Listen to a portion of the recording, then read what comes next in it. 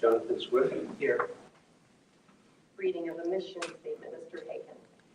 In collaboration with staff, community, parents, and students, the Marlington Local School District will develop lifelong learners who understand and apply knowledge and demonstrate excellence in pursuing the highest standards with effective intervention to challenge every student. Thank you. Additions or corrections to the meeting agenda. Are there any additions or corrections? There are none. Okay, adoption of the meeting agenda. Is there a motion to adopt this agenda? So moved. Second. Any discussion? Call the roll, please. Mark Ryan. Yes. Kathy Krepko. Yes. Josh Hagan. Yes. Karen Humphries. Yes. Jonathan Swift. Yes. Special presentation. Okay, good evening. Tonight is our May board meeting, and obviously our most packed board meeting, because this is the night that pretty much is a celebration night of our students, our staff, our retirees, our 20 years. So we're going to spend a little time now just giving some, I guess, a nice presentation that you'll be able to have a discussion about some of our most valuable assets, which is our people. So I'm going to start off with Mr. Farrell. He's going to come up and do our Elks Students of the Month, and we'll go from there.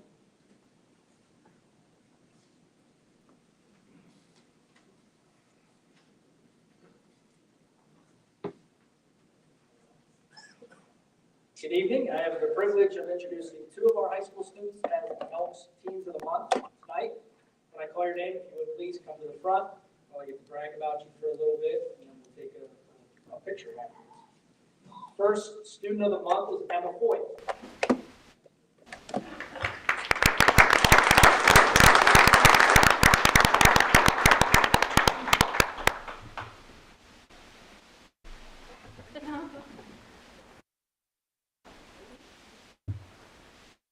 Emma is the daughter of Joanne Foyth and Jason Foyth. She is president of the class of 2026, president of Spanish Honor Society, a member of National Honor Society, a 2025 Buckeye Girls State Delegate, member of Character Counts Club, Duke Crew, Tri-M Music Honor Society, Duke Street Select Vocal Ensemble, the Marlington Chorale, Drama Dukes, and Spanish Club. Following graduation, Emma plans to attend Hamilton College to major in mathematics and Hispanic studies and minor in music. Our staff says that Emma is an outstanding student leader who is actively involved in many areas throughout our school community. From serving as class president to representing our building in a state-recognized program, she's earned the respect and admiration of both staff and peers. Her passion for performing is evident every time she takes the stage, and her dedication, leadership, and enthusiasm make a positive impact on those around her. We're excited to see all she will accomplish in the next chapter of her education. Congratulations, Emma.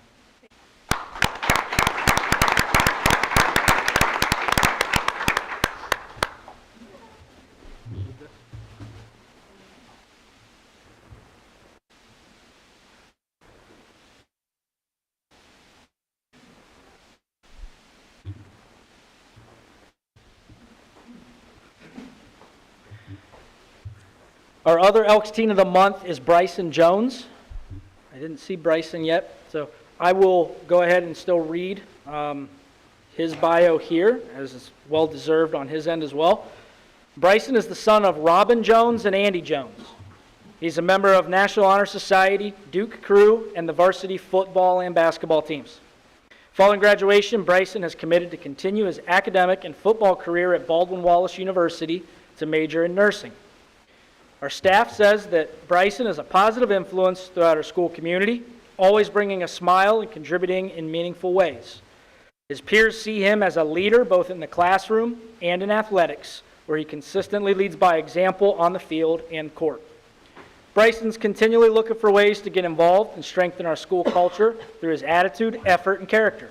We're confident he will continue to grow, make a positive impact on those around him. About a round of applause congratulating Bryson Jones.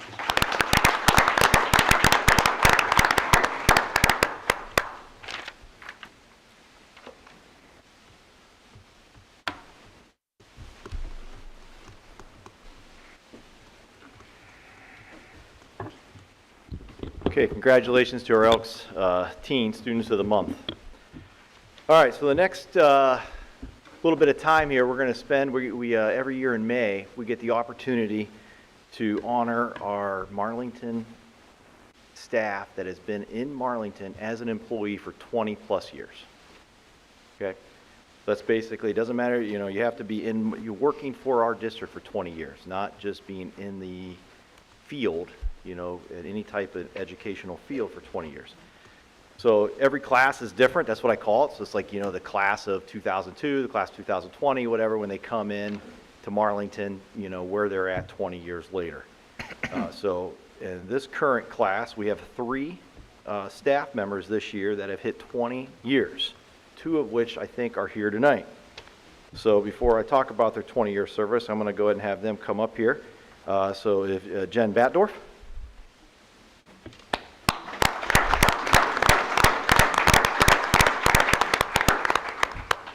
And Susan Cathy.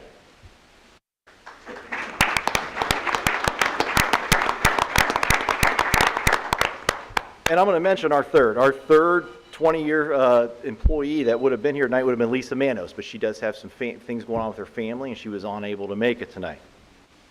So tonight, obviously, I need glasses, getting bad.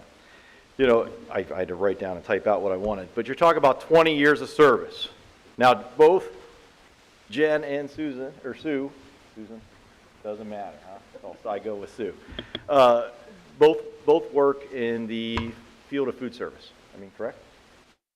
And they've been doing this a long time, which is huge for our kids. All right, because a lot of districts, they satellite in food. Our cooks or our food service actually make the food. They get to see the faces. These kids get to know who they are. So when you're talking about 20 years, to me, it's more than a number. Like I said, it represents thousands of days supporting kids, encouraging colleagues, solving problems, celebrating successes, and shaping the culture, because I'm a firm believer in culture and community.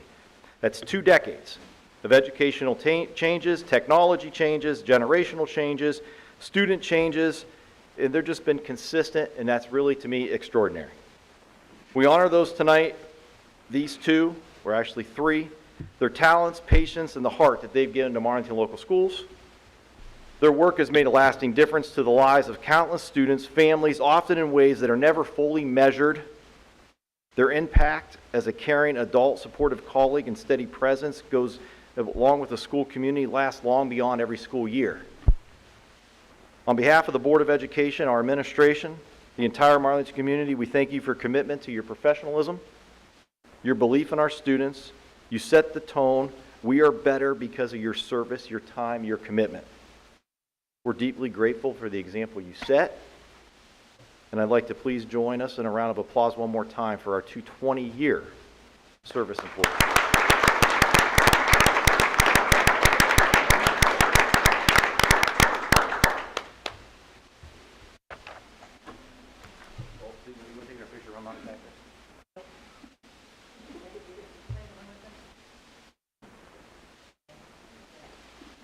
No, you're good.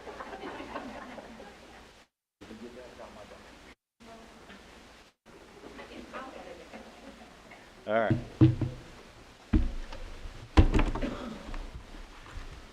Okay, moving on. This is probably one of the more, every year, this will be 21 years for me here at Marlington Local Schools. And we average on any given year 10, 12, 15 retirees in the scope of our district when you're talking about almost 400 employees. This year's current class of retirements is about 20 strong. That's a big class. This class, when I look at, and I call them a class because it's just amazing that they're retiring. You know, a lot of these individuals have been with me 21 plus years. So it's very hard to see them go. It's difficult to watch them leave.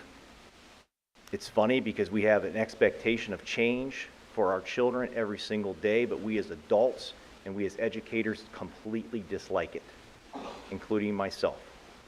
I like consistency, normalcy.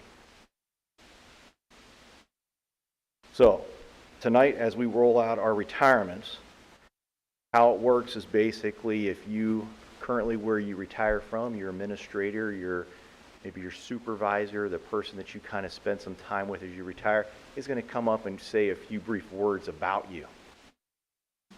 I may chime in at the end of each one, I may not, it all depends. All right, so it's pretty rare on a superintendent end that you have, as a superintendent, you've been there long enough where you get to see somebody in your, I would say, your administration office retire from a district. So, but I'm going to start. So the first person that, I have one that I could say two tonight, but I'm going to go with one. But I will say is Sherry Sickles, our transportation director. I'm going to have her come up here, please.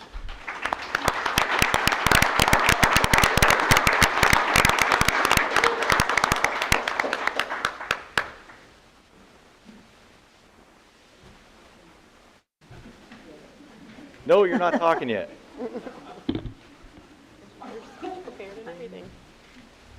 See, Sherry has multiple people that are retiring from the transportation fleet, so she gets to talk about them here soon. She goes, am I talking? I'm like, no. So Sherry had a surprise. She had some family show up. She gave me she rolled her eyes at me sitting over there. She said something else. I'll discuss that here in just one moment. Tonight we celebrate someone who has truly been a part of Marlington for nearly 3 decades. It's Sherry Lynn Sickles.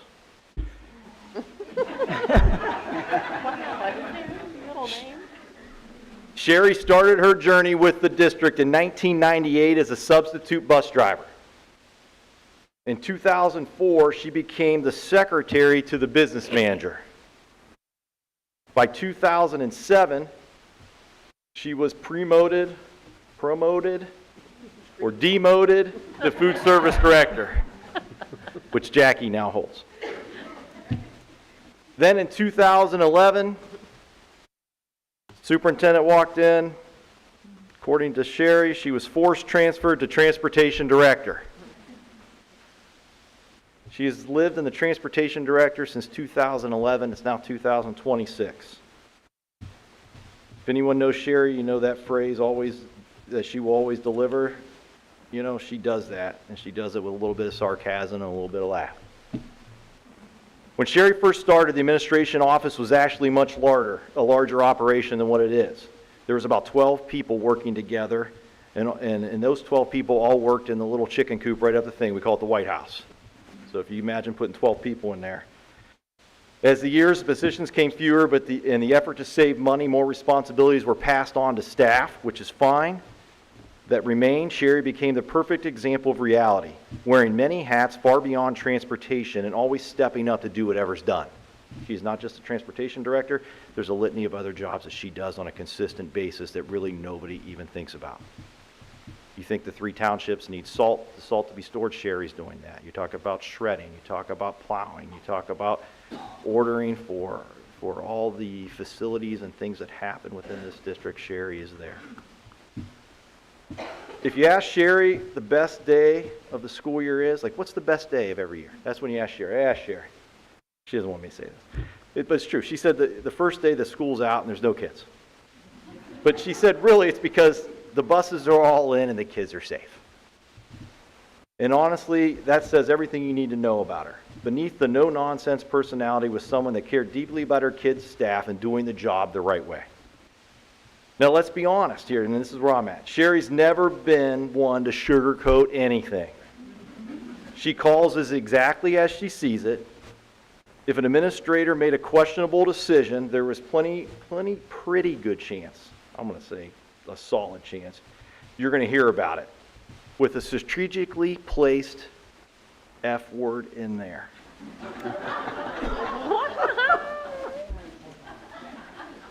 Which I got tonight when her kid shows up. And they're always why. That's the why. Truthfully, you got to love her for it. We always do. We always knew where you stood with Sherry. She's honest, she's loyal, she's hardworking, she's genuine. Outside of work, her greatest pride is going to be her family. She shared more than 40 wonderful years with her marriage with her late husband. Together, they raised 2 amazing children, Ashley and Brady. She now enjoys spending time with her daughter-in-law, the grandkids, and continues to bring so much joy into her life. Retirement is going to fit Sherry. I completely disagree. She's looking forward to traveling, occasionally having a soda pop or 2 with friends, maybe enjoy playing a little bit of the lottery or gambling. And I did find something out that I didn't know. She's looking forward to painting. And of course, spending time with her best friend. It's not Lee, it's Ruffles, her big lovable laugh.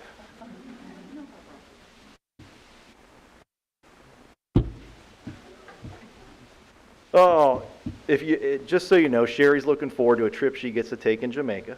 She's doing that in September. So on behalf of everyone here, I can't thank you enough for your years of service, your honesty, your humor, and the countless ways that you made Marlington better. And I can't say enough that I've been with Sherry for 21 years. And she has helped me grow as much as I'm sure I have not helped her grow.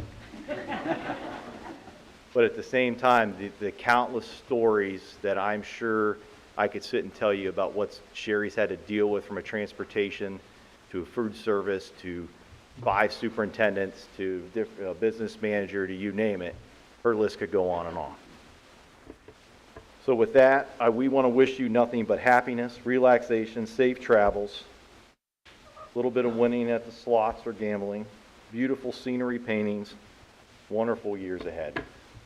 Thank you.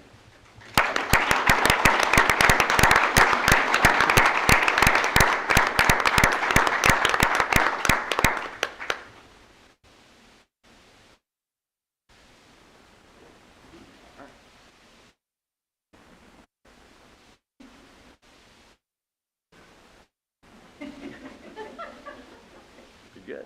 All right. There is a 3-minute speech timeline, but since I'm the boss, I got to break that, so I apologize.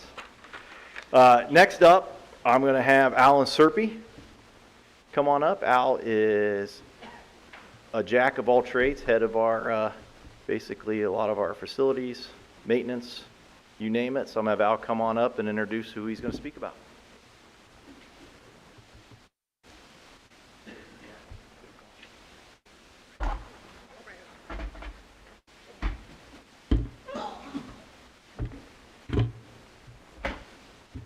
I don't know how these guys do it, but, okay. I'm going to talk about, starting already. All right, I'm going to talk about Rayo, so if Rayo wouldn't mind coming up, that'd be great.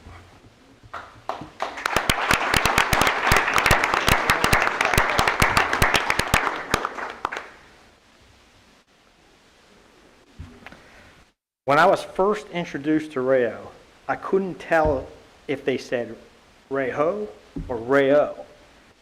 So I asked him again to say his name, and he said Rayo. With a puzzled look, I say, Rayo? And he says, like the batteries, Rayovac. Okay. And your last name? He says, sorry. Right away, with my keen intellect, I knew he must be a little deaf. So I spoke up a little louder and again asked, what is your last name? And he said, sorry. Now my genius is kicking in. And I'm thinking, man, he is really going deaf, so I need to talk slower so he can read my lips and maybe a little louder. So I ask again, what is your last name? This time, with frustration in his voice, he goes, Al. And before he could finish, I say, your last name's Al? And he says, no, sorry. I'm like, no need to apologize. We'll come back to that later. So today, we're going to talk about Oops. Next step. Hang in there, bud.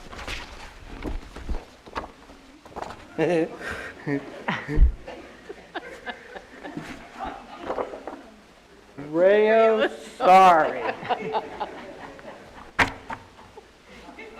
He was born in Finland. Oh, I'm sorry, Rayo. I'll put your sorry name up. I mean, your proper sorry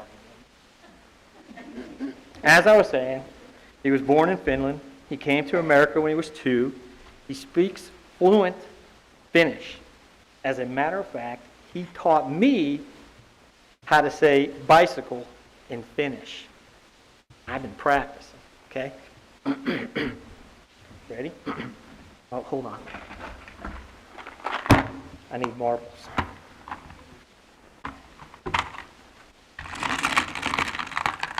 Okay, ready? Blah, blah, blah, blah. Go ahead, say it. Nailed it!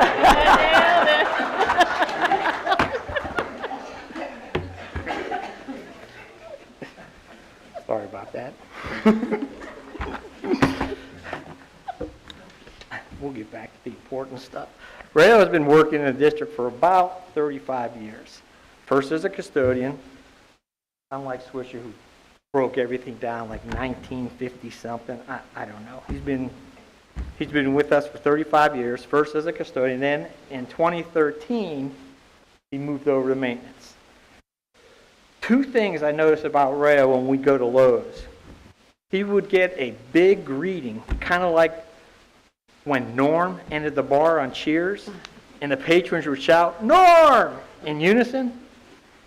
Rayo would get, "Rayo!" from the Lowe's staff, and I would have to say, "Hi, Al." And I would get some quiet voice in the back say, "Hi, Al." The second thing I noticed at Lowe's was the speed at which this man walked. Fast. Extremely fast. I would try my best to keep up with him, but it was impossible. We would enter the store by the contractor entrance, and after the greeting, we would be heading to the plumbing department, which was located in the far back corner.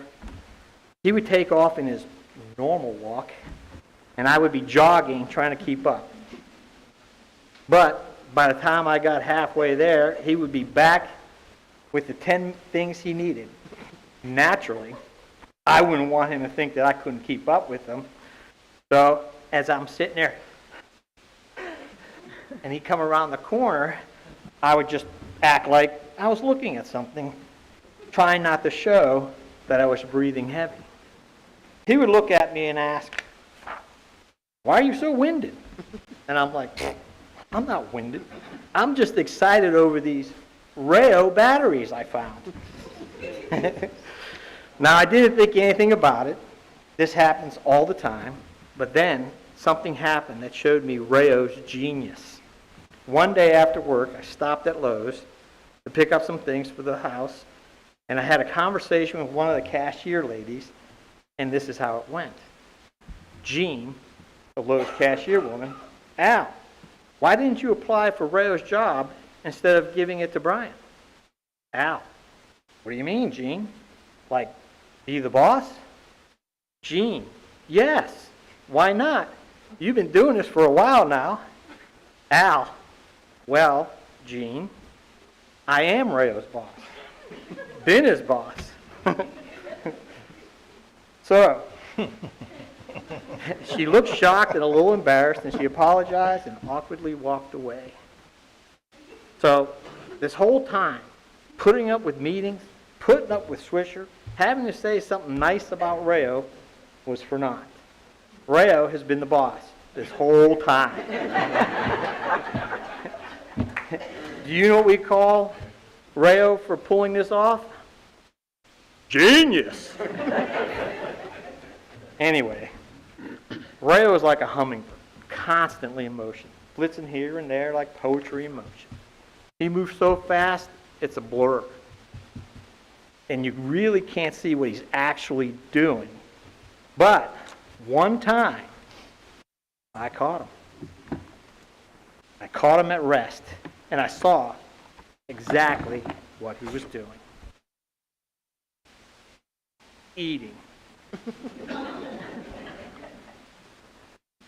Now let's talk about Rayo today. Today, he is like Forrest Gump. Do you remember the scene where he is running and running across the country, and then what does he do? In case you guys don't remember, he stops. And what does he say? I'm pretty tired. And what else? I think I'll go home now. In all seriousness, well, that is Rayo today. All the flitzing emotion, he's tired and going home. In all seriousness, I've had the honor and privilege to work beside Rayo for about 10 years. He's a man of integrity, a man of talents. Am I out of time now? He's a minister. He is knowledgeable, funny, and tough. If you tell him he can't do something, he will prove you wrong. Sadly, Rayo's time at Marlington is coming to an end. And to borrow a phrase from 2 Timothy 4:7, Rayo, you fought the good fight against the chaos at times. You finished this race, and most importantly, you kept the faith. To describe Rayo, the man, and help you understand why he works the way he does, I'm going to quote Colossians 3:23 to 24. He already knows it, because it's very good with the Bible. And this is what it says. Whatever you do, work at it with all your heart, as working for the Lord, not for men, since you know that you will receive an inheritance from the Lord as a reward.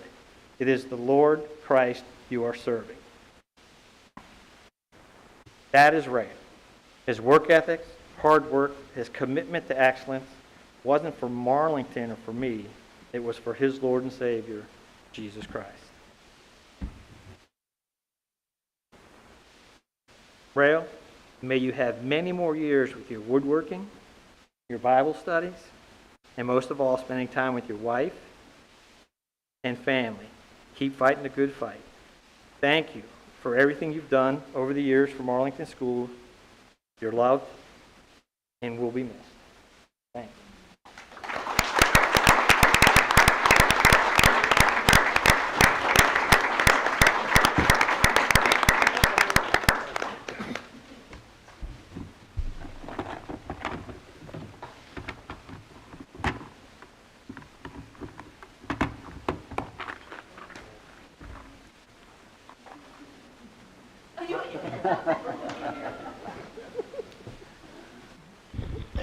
Congratulations, Rayo. Next up, we will have Jackie come on up. Yeah. There's an order.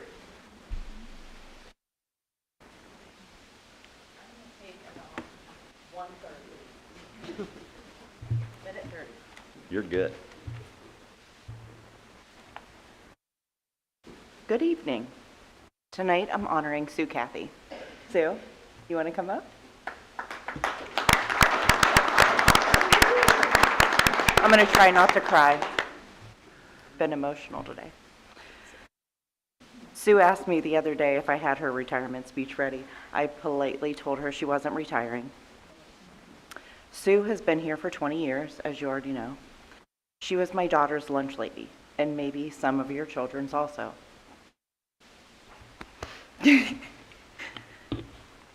Sue started in the high school kitchen, then moved to the Lexington kitchen, where she has been the head cook for the past 4 years.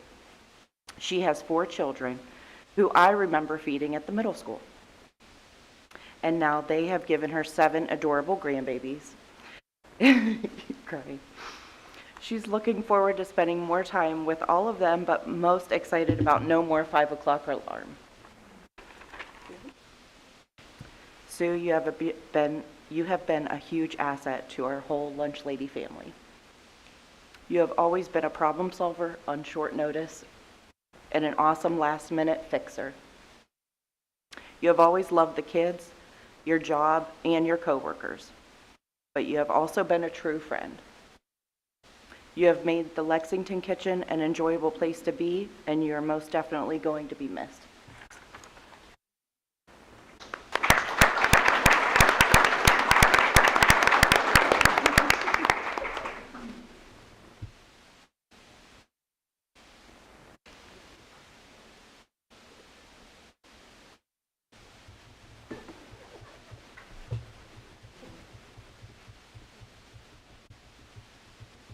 Okay, congratulations, Sue. All right, next up, we are going to bring Sherry Lynn Sickles back up to talk about her retirements.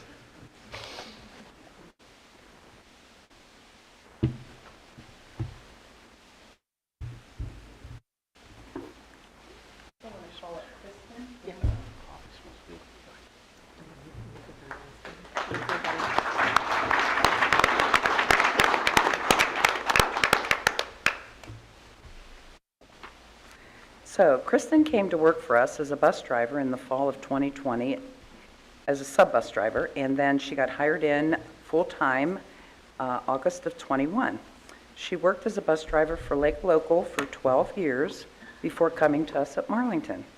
She has also worked as a substitute teacher here at Marlington, also Lake, North Canton, Louisville, Plain Local, and Akron Public Schools before she became a bus driver. She's got 2 grown children, Morgan and Logan, that both graduated from Marlington, and 2 granddaughters, Kinsley, that's 7, and Carter, that's 19 months. Kristen officially retired back February 1st of this year. She took a couple of months off to travel to Florida for a fun trip and then Texas to visit family recently. But in April, I guilted her into coming back to help sub for us this year, and she has graciously done so. Thank you. So when she's not ignoring my calls of crying for help, she's helping her younger granddaughter watch her Carter and caring for her mom. We've enjoyed her also working with us, and I hope that she will continue to give us some help subbing and as a driver, and we wish her the best in her future.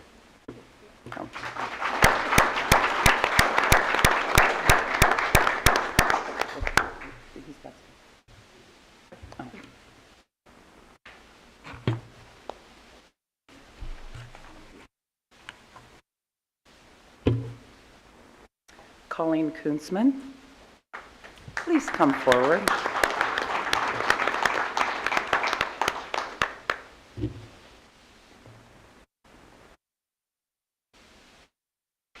We're taking a big dent in our department this year. So Colleen Kunzman, she started back in 2004. She has been with Marlington for 22 years. She said it started out, it was only supposed to be for a few days to help out her sister as a bus aide on her bus. That was Sue Cobb. She retired a couple years ago with a wheelchair student. She told me on the first day, the student had a hold of her hair on top of her head and held her head down. Her sister asked if she needed help and if she should pull the bus over. She said, yes. That was the first of many episodes with special needs students that she has dealt with. She was then asked to cover for many staff members to help in the classrooms at all the buildings and at Latchkey. Over the years, she has been punched, poked, kicked, bit, smacked, and screamed at. But above all, she truly has magical powers. She has learned over the years how to calm and console the most troubled children. She has had a bag full of tricks that she carries on the bus with her, like pictures, books, games, and she seems to figure out how to calm them down when something triggers them. Colleen has been a very important part of the transportation team and dealing with so many of our special students that get transported in our district and ones that are taken to different schools in the Stark County area. Colleen doesn't have any big plans right now, after school is done, except for taking care of her husband, Gerald, for now. Hopefully, she will get some time to relax and not be rushing so much to get back here to the school to get back on the bus. She will be missed greatly, and maybe down the road we can talk her into maybe subbing once in a while. We wish you a lot of luck.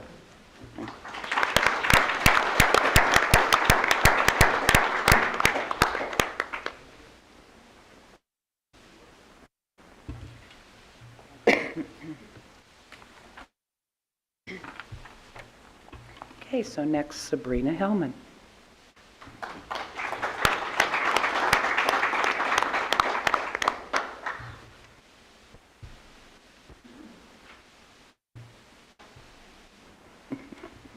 Sabrina Hellman has been with the Marlington District for 26 years. She'd subbed as a driver for almost a year, I believe, and then got a regular route. I know for several years that she had the most dreaded route in the district, but she handled him like a champ. There had been many challenges during her route. Also, she was massotherapist for a while, and I went to her quite often for stress relief. I wish she would do it again. Sabrina has a few trips planned for the future. I know of one of them for sure. She's planning on going to Jamaica in the fall.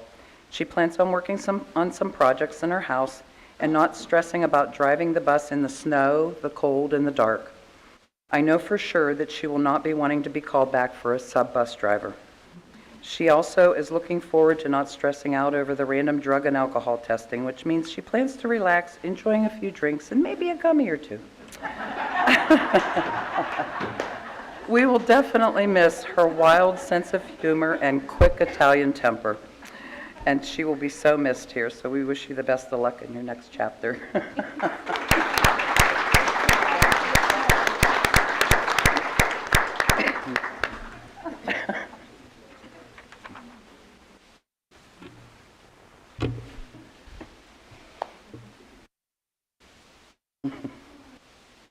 Next, June Ramey.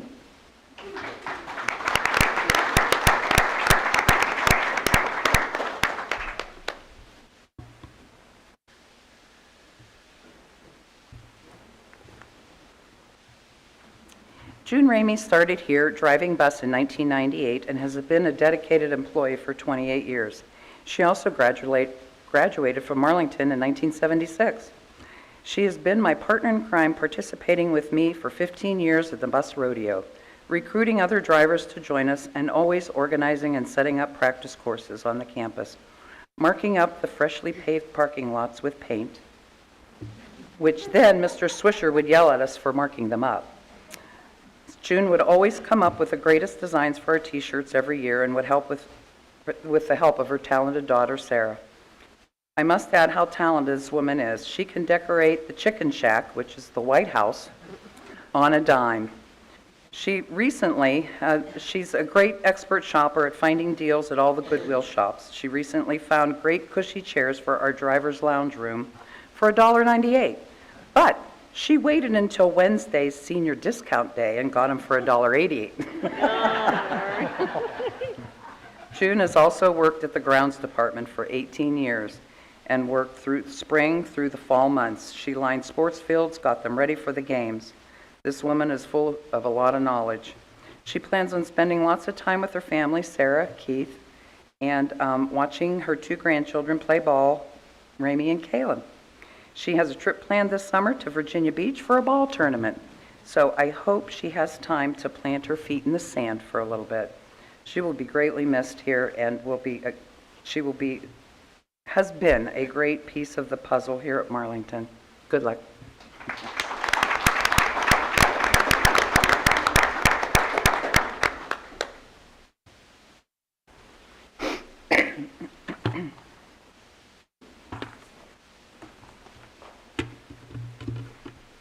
One more. Last but not least, Tom Mather.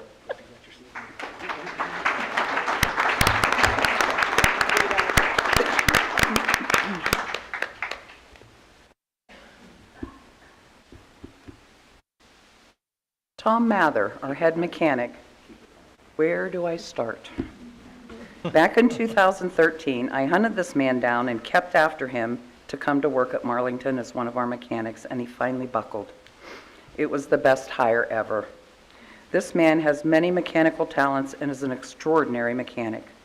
I've learned working with him that he has had many accomplishments over his life. He enlisted in the Army before he graduated high school and was a paratrooper with the 82nd Airborne Division. He joined the fire department at 16 years of age. He has held current certifications as a firefighter, fire instructor, fire inspector, and an EMT member for 56 plus years. He has worked for Youngstown Building Materials, Cummins Diesel, Farm and Force Truck Service, Quasar Transportation, TFI Transportation. Before he started here, he worked 10 years at the Salem City Schools as the transportation supervisor, route coordinator, onboard instructor, which trains new drivers, and also the only mechanic at the school. He told me he worked out of his pickup at first before they built a bus garage. While in Salem, he was awarded from the state of Ohio Transportation Director of the Year. He says his most favorite job has been working here with us at Marlington. But we have a nickname for him, which is Pitbull, because he will not stop bugging you or poking you until you give him an answer or get done what needs to be done. His plans in the future are spending time with his wife, Carmel, of 38 years, and taking several trips. Also, he wants to help more veterans through the Legion Post and help out at the Damascus Fire Department. I can tell you this, that this man will not be able to sit still, and my sympathy goes out to Carmel, his wife. It has been such a pleasure working with him, and I know the drivers will miss him like crazy. We wish him the very best. Thank you.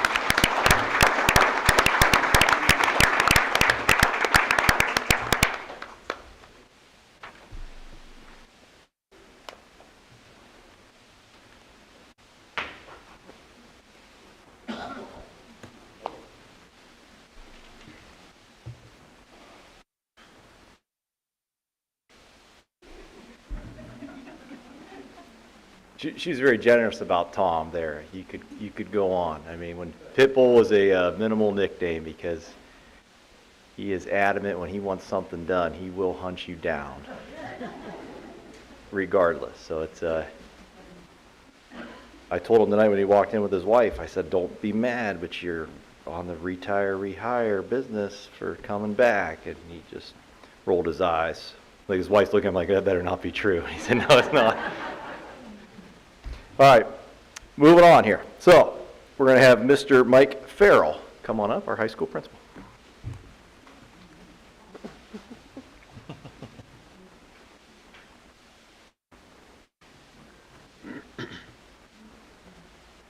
If I could have Rick Nelson come forward, sir.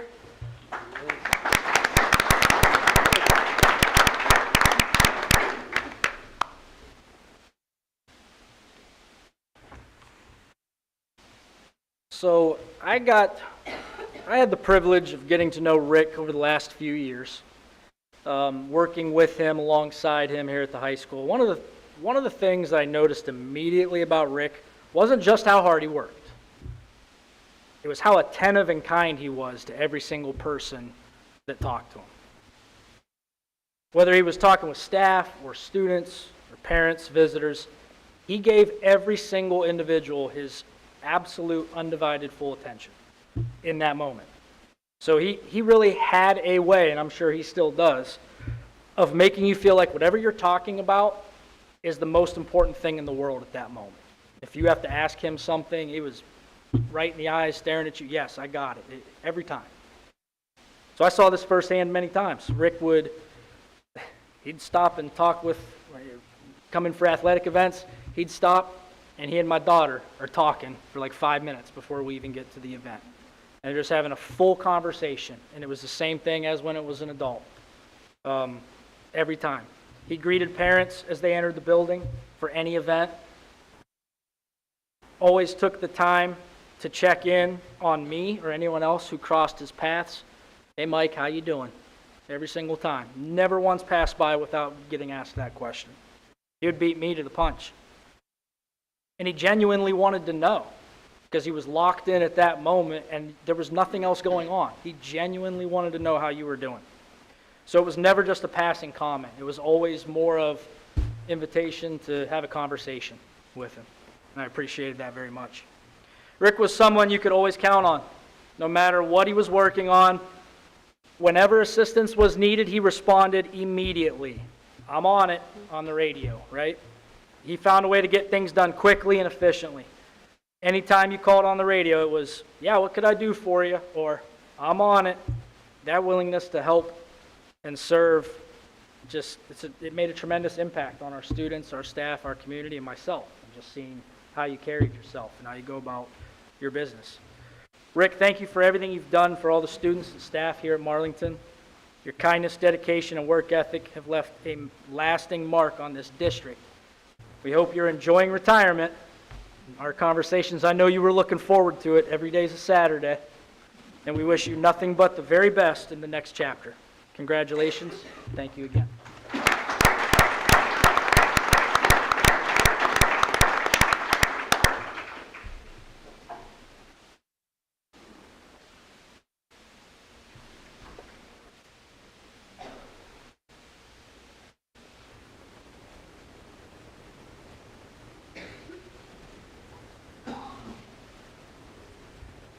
Okay, congratulations, Rick.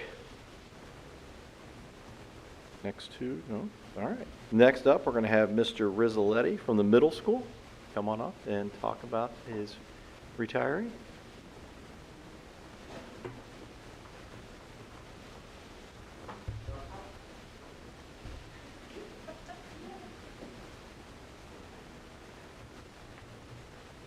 All right, Alice Sato, please come up.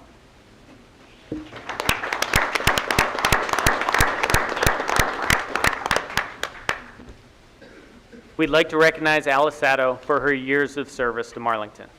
So Alice has worked as a secretary at every level in the district, elementary, middle school, high school, admin, everywhere. Alice has been there.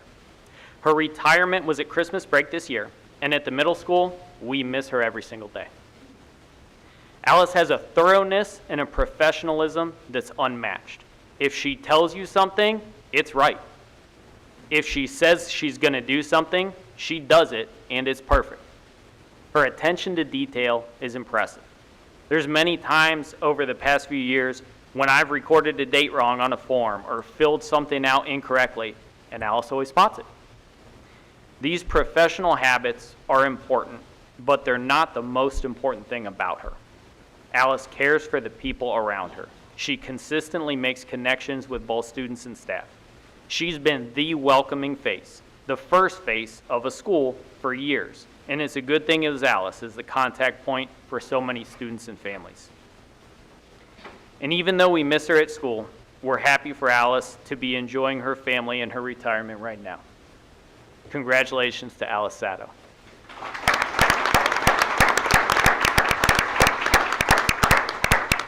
And I do want to add something else too, because words are nice, and that's great. There's not enough good words about Alice, but actions are better. So I did bring a prop. Oh, man. Actually, I didn't bring a prop, Alice did. So Alice came in tonight with a bag of Marlington shirts that she's accumulated over the years, brings it to me and says, hey, if there's anyone else who could use these, I just wanted to bring these in just in case. So we can say all the words that we want about Alice, and she deserves them all. But actions truly show what a person is. This right here is Alice Sato.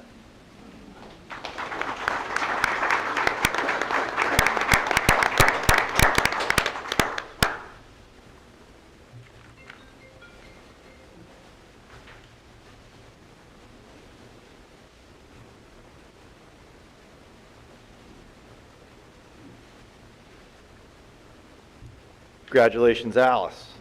Okay, now I'm going to have Miss Ashley Weber come up from Lexington Elementary to introduce her retirees this year.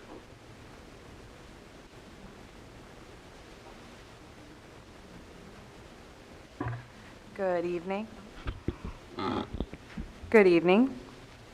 It is my honor this evening to start with Mrs. Becky Myers.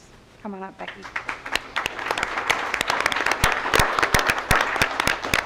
I want to share one of my favorite memories of Becky is when I started at Marlington, I started out as principal in a car because our elementary was in 3 different buildings at the time. And Becky was very supportive of me at the time. And I remember I was so grateful for that. You were at Washington and we got to know each other, found out we were both T County girls.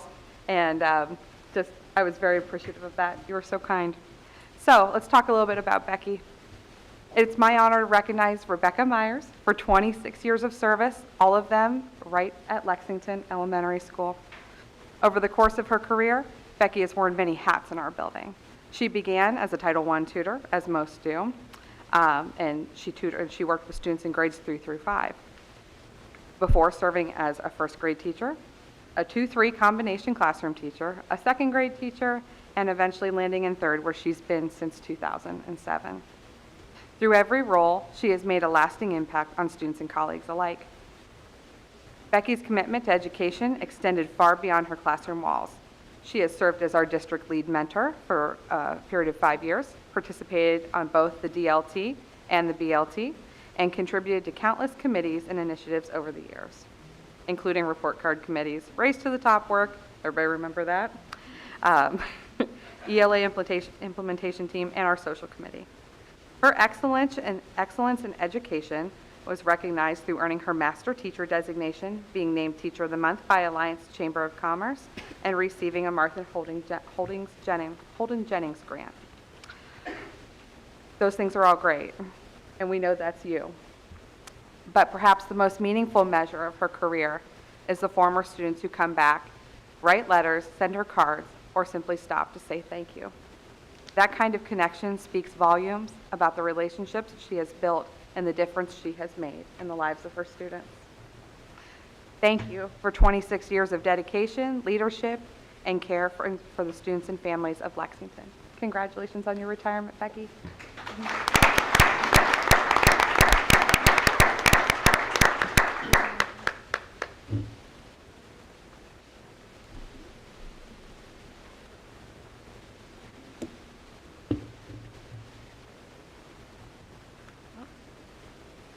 Okay. Our next retiree is Mrs. Carrie Smith.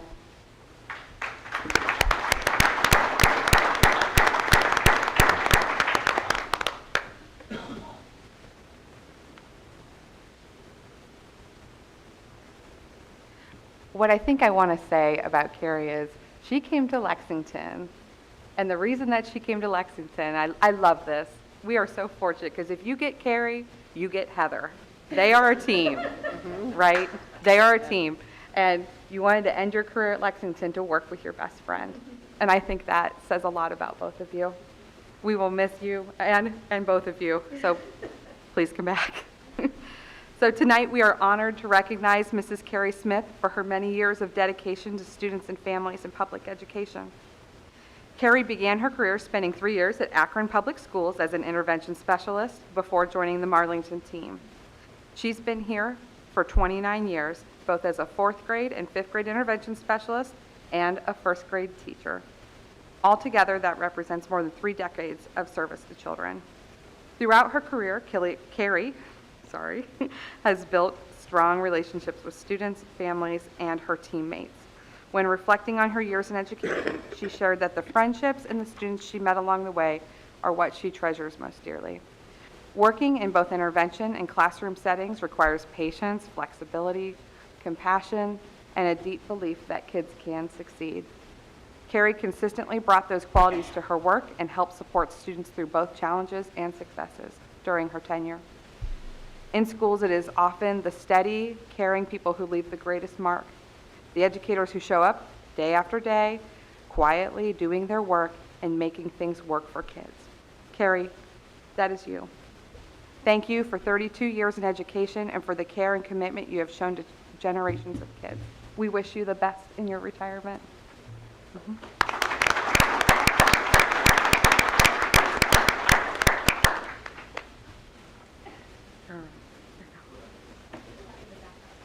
Yeah, we got a picture with that.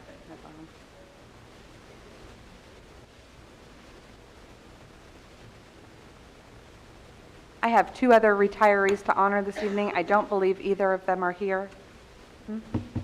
Oh, Laura, did I miss? Laura, are you here this? Oh, Laura, you are sneaky. So quiet. Yeah, we want to talk about Laura Hoover.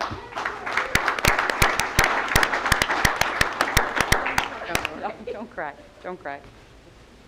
No, clearly,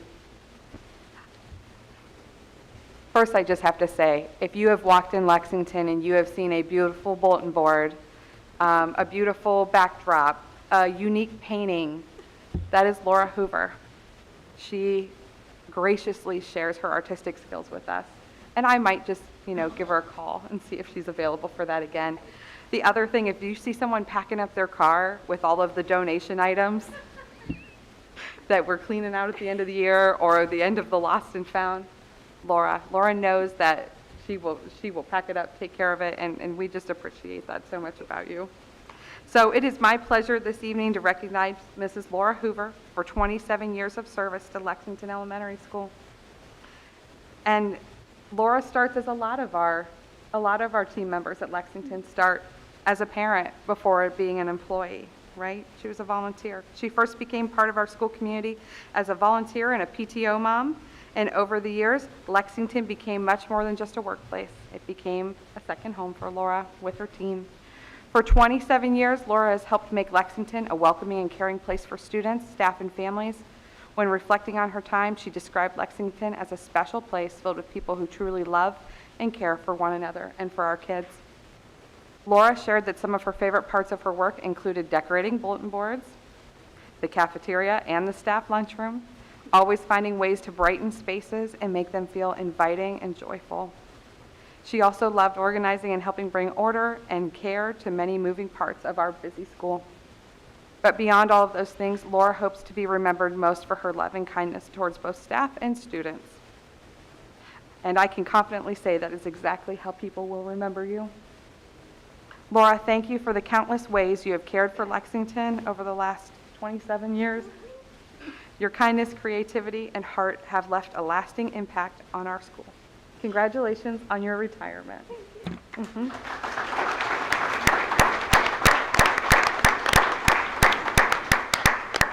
Laura, would I just... Okay.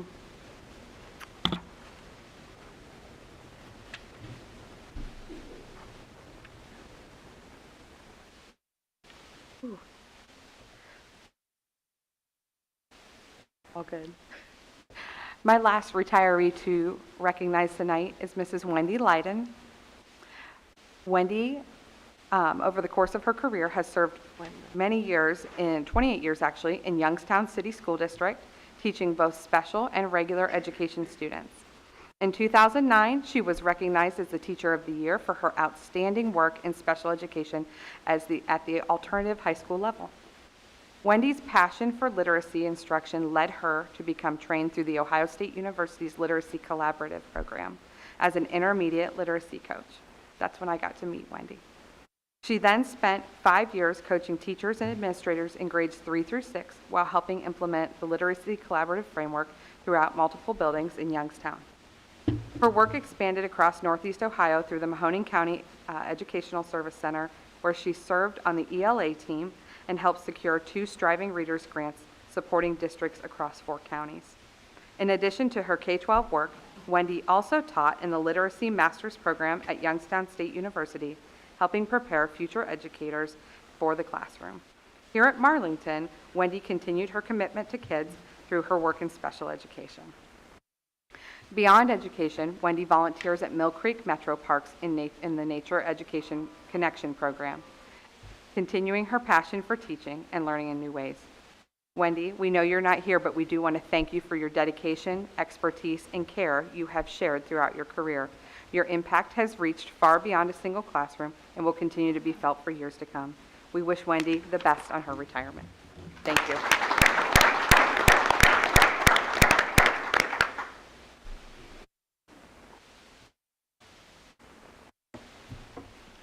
Okay, congratulations to Lexington. Okay, next up, we are down. If you're a basketball guy, we're down to the Final Four. And they're all here. All right, we'll have Mrs. Mort come up from Marlboro Elementary.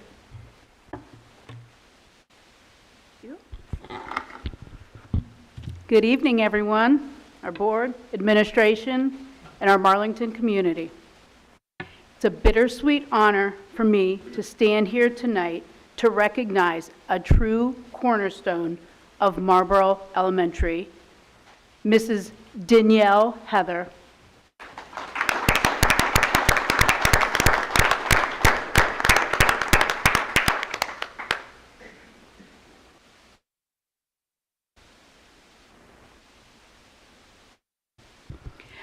Danielle told us a couple years ago that her name is actually pronounced Danielle.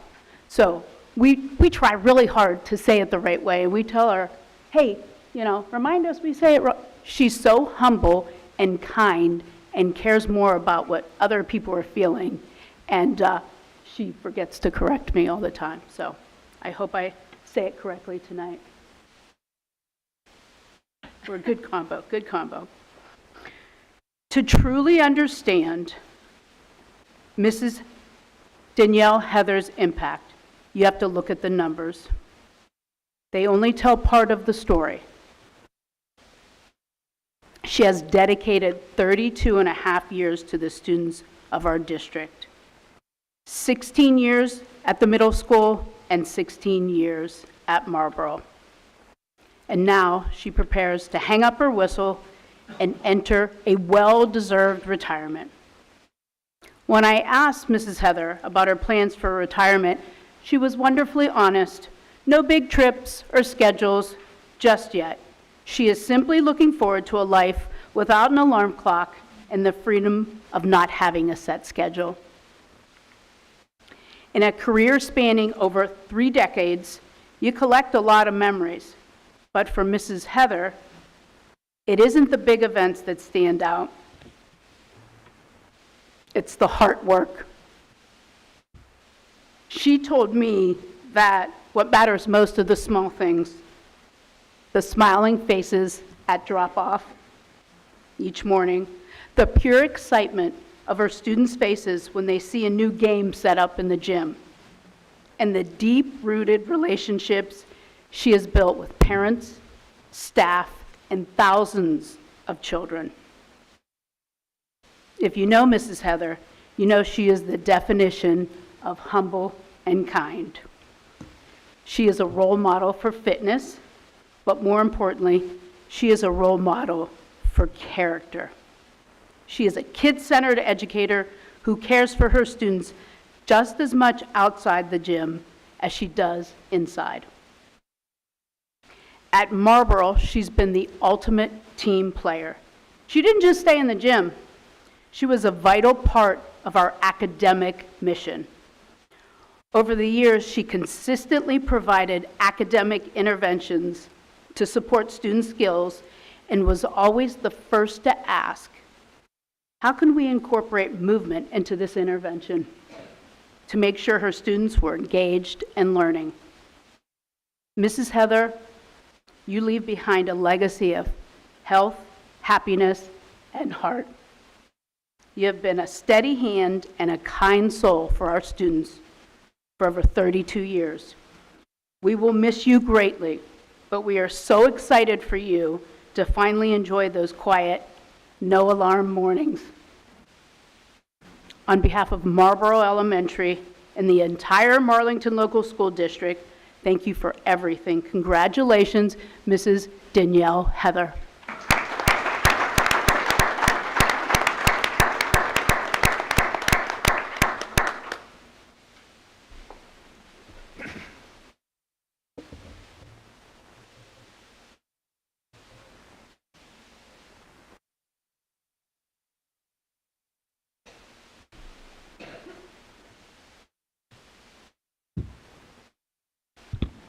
Congratulations. Next up will be Mr. Yanni Spondell from Washington Elementary.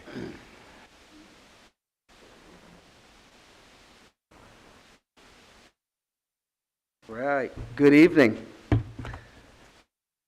Been a long ceremony tonight, so thanks for hanging with us. Just want to say get settled in. They're not going to get shorter, so get ready. We have 3 retirees at Washington tonight, 3 people that are integral to the fabric of our school. The district, they've been there for a long time, longer than I've been there, longer than the first time Dan was there, and they're going to be missed. So we'll get started with Mr. Sean Dillon.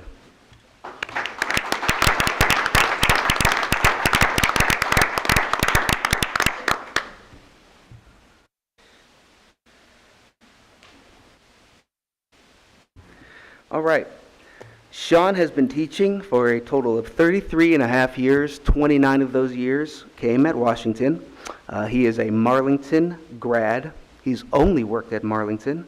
Started in 1993. He subbed for a while, did study hall, and did in-school suspension for a couple years. Then came to Washington full-time in 1997, and he's been there ever since. I asked Sean what he'd miss the most. He said he's going to miss the staff and the kids the most. He enjoys coming to work each day, interacting with everyone, just seeing a smile on people's faces. His favorite part of the job is the relationships that he forges with the kids and the staff. He gets to play games every day with kids. So it's one of the best jobs that you can ask for. And he does it really, really well. Some of his best memories, all the fun times, the carnivals that Washington used to have, sitting in the dunk tank, messing with kids, just being a role model for them, being a positive influence. Sean's big thing is Olympic Day. He loves Olympic Day. He has some really good memories. He likes to see competition. He remembers when Brock Balderson dove across the finish line to win and broke his arm. That was memorable to him. When he got Gatorade dumped on his head from the Gatorade tub, some of the memories like that really stick out to him, and he really enjoys his time interacting with the students and getting them to have fun and play games. I asked him what advice he would have for any incoming staff members or teachers coming into the profession. He said, just embrace the students, embrace the kids, embrace the students, have fun, enjoy it, make sure you aren't miserable, have a smile on your face, and most importantly, become friends with the custodians and cooks, because they're the most important people in your building. Sean's been the head teacher the whole time. I've been at Washington. When I'm not around, I'm not available. He's always stepped up and helped bail me out of a couple situations. He has incredible knowledge of the families, familiarity with the district in Washington. He's dependable. He's somebody I can go to.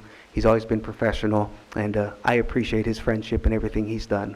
We are sad to see him go. He's made a great impact, not only through teaching, but also the 52 sports that you've coached over the years and all the success you've had there. We will miss him, but I have a sneaking suspicion we will still see him around sometimes. So thank you, Sean Dillon.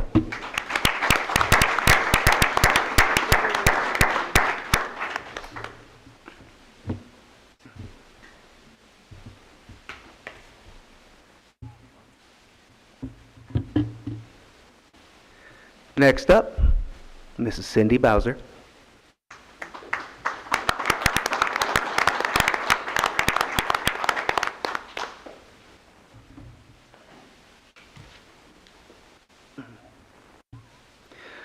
Cindy has been teaching for 35 total years.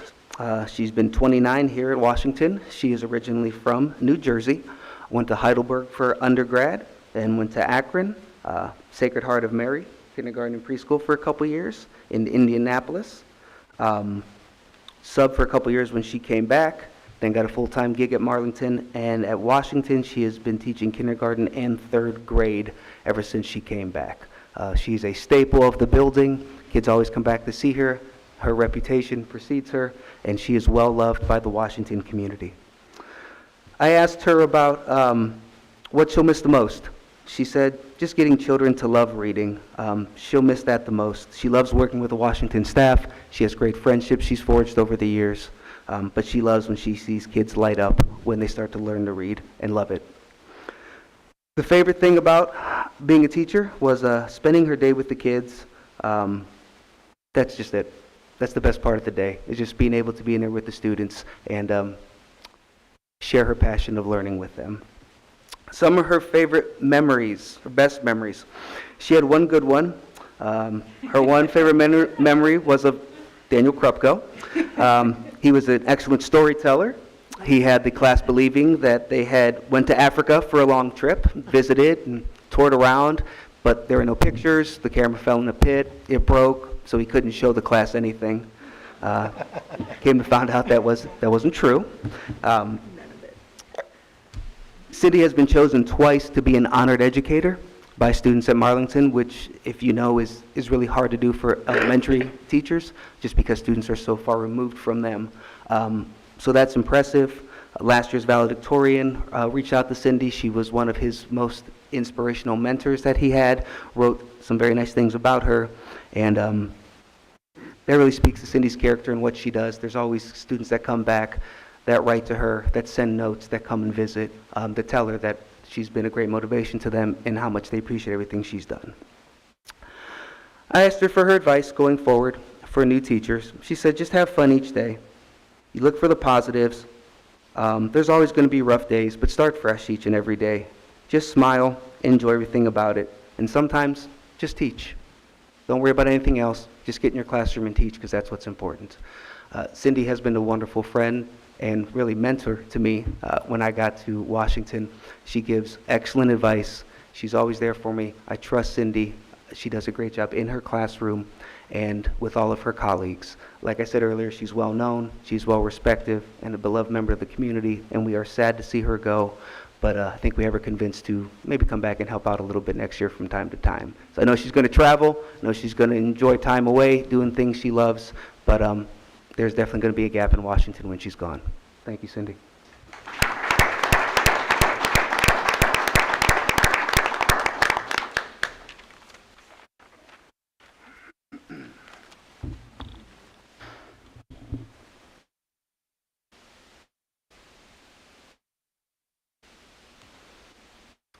Finally, Mrs. Laura Ray.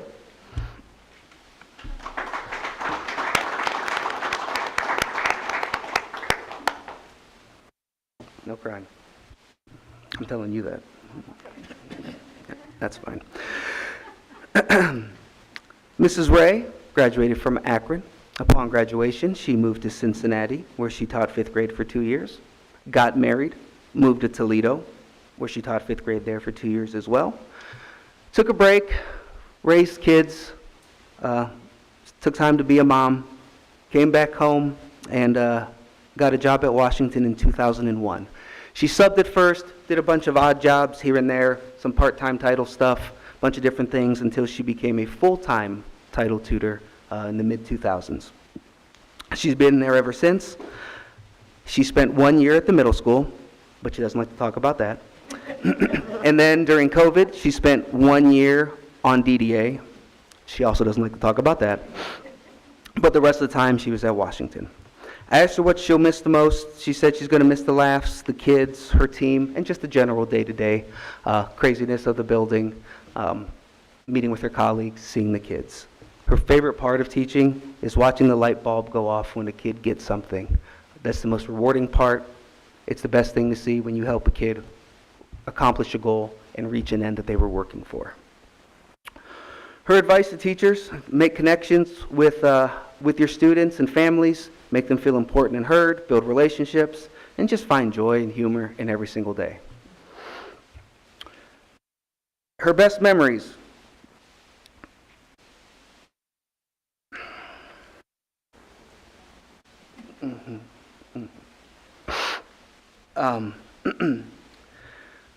I asked Laura about her best memories, and she yelled at me and said, I can't think of those right now off the top of my head. I need time. You can't spring this on me. I'm up here. I got to go do something. I'll just get them to you.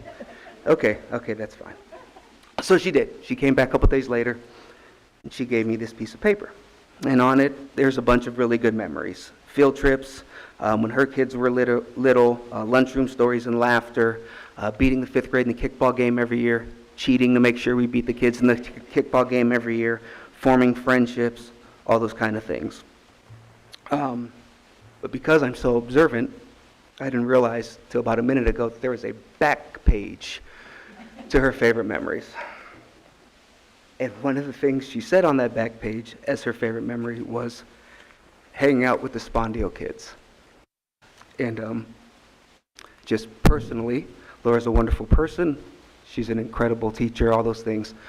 She's been a great friend over the years and a great resource for me and a rock for my own kids and my own personal life, and has given me a lot of advice and has been there for me, and some things I'll never forget. So I'm going to quit talking now.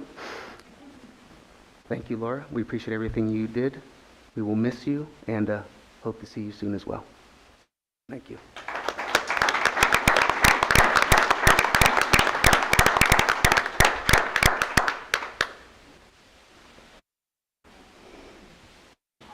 Now hold that.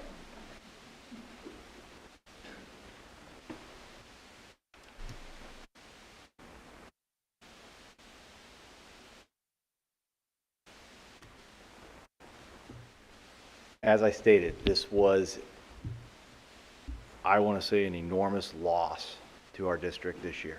It's just an amazing retirement class, as you just heard multiple people come up and speak. As the bulk of everybody on here, I could individually go down and say one way or another in the last 21 years, there's a different story or conversation or yelling match or disagreement that has happened with myself just personally. It's just a strong group of people that our kids, it's a loss for our kids, it's a loss for our community. It's change. So I want to congratulate them one more time because it is just an amazing group of people we just witnessed to walk up here to see what they've serviced for our district, and I cannot thank them enough. So we're going to give one more round of applause before we move on.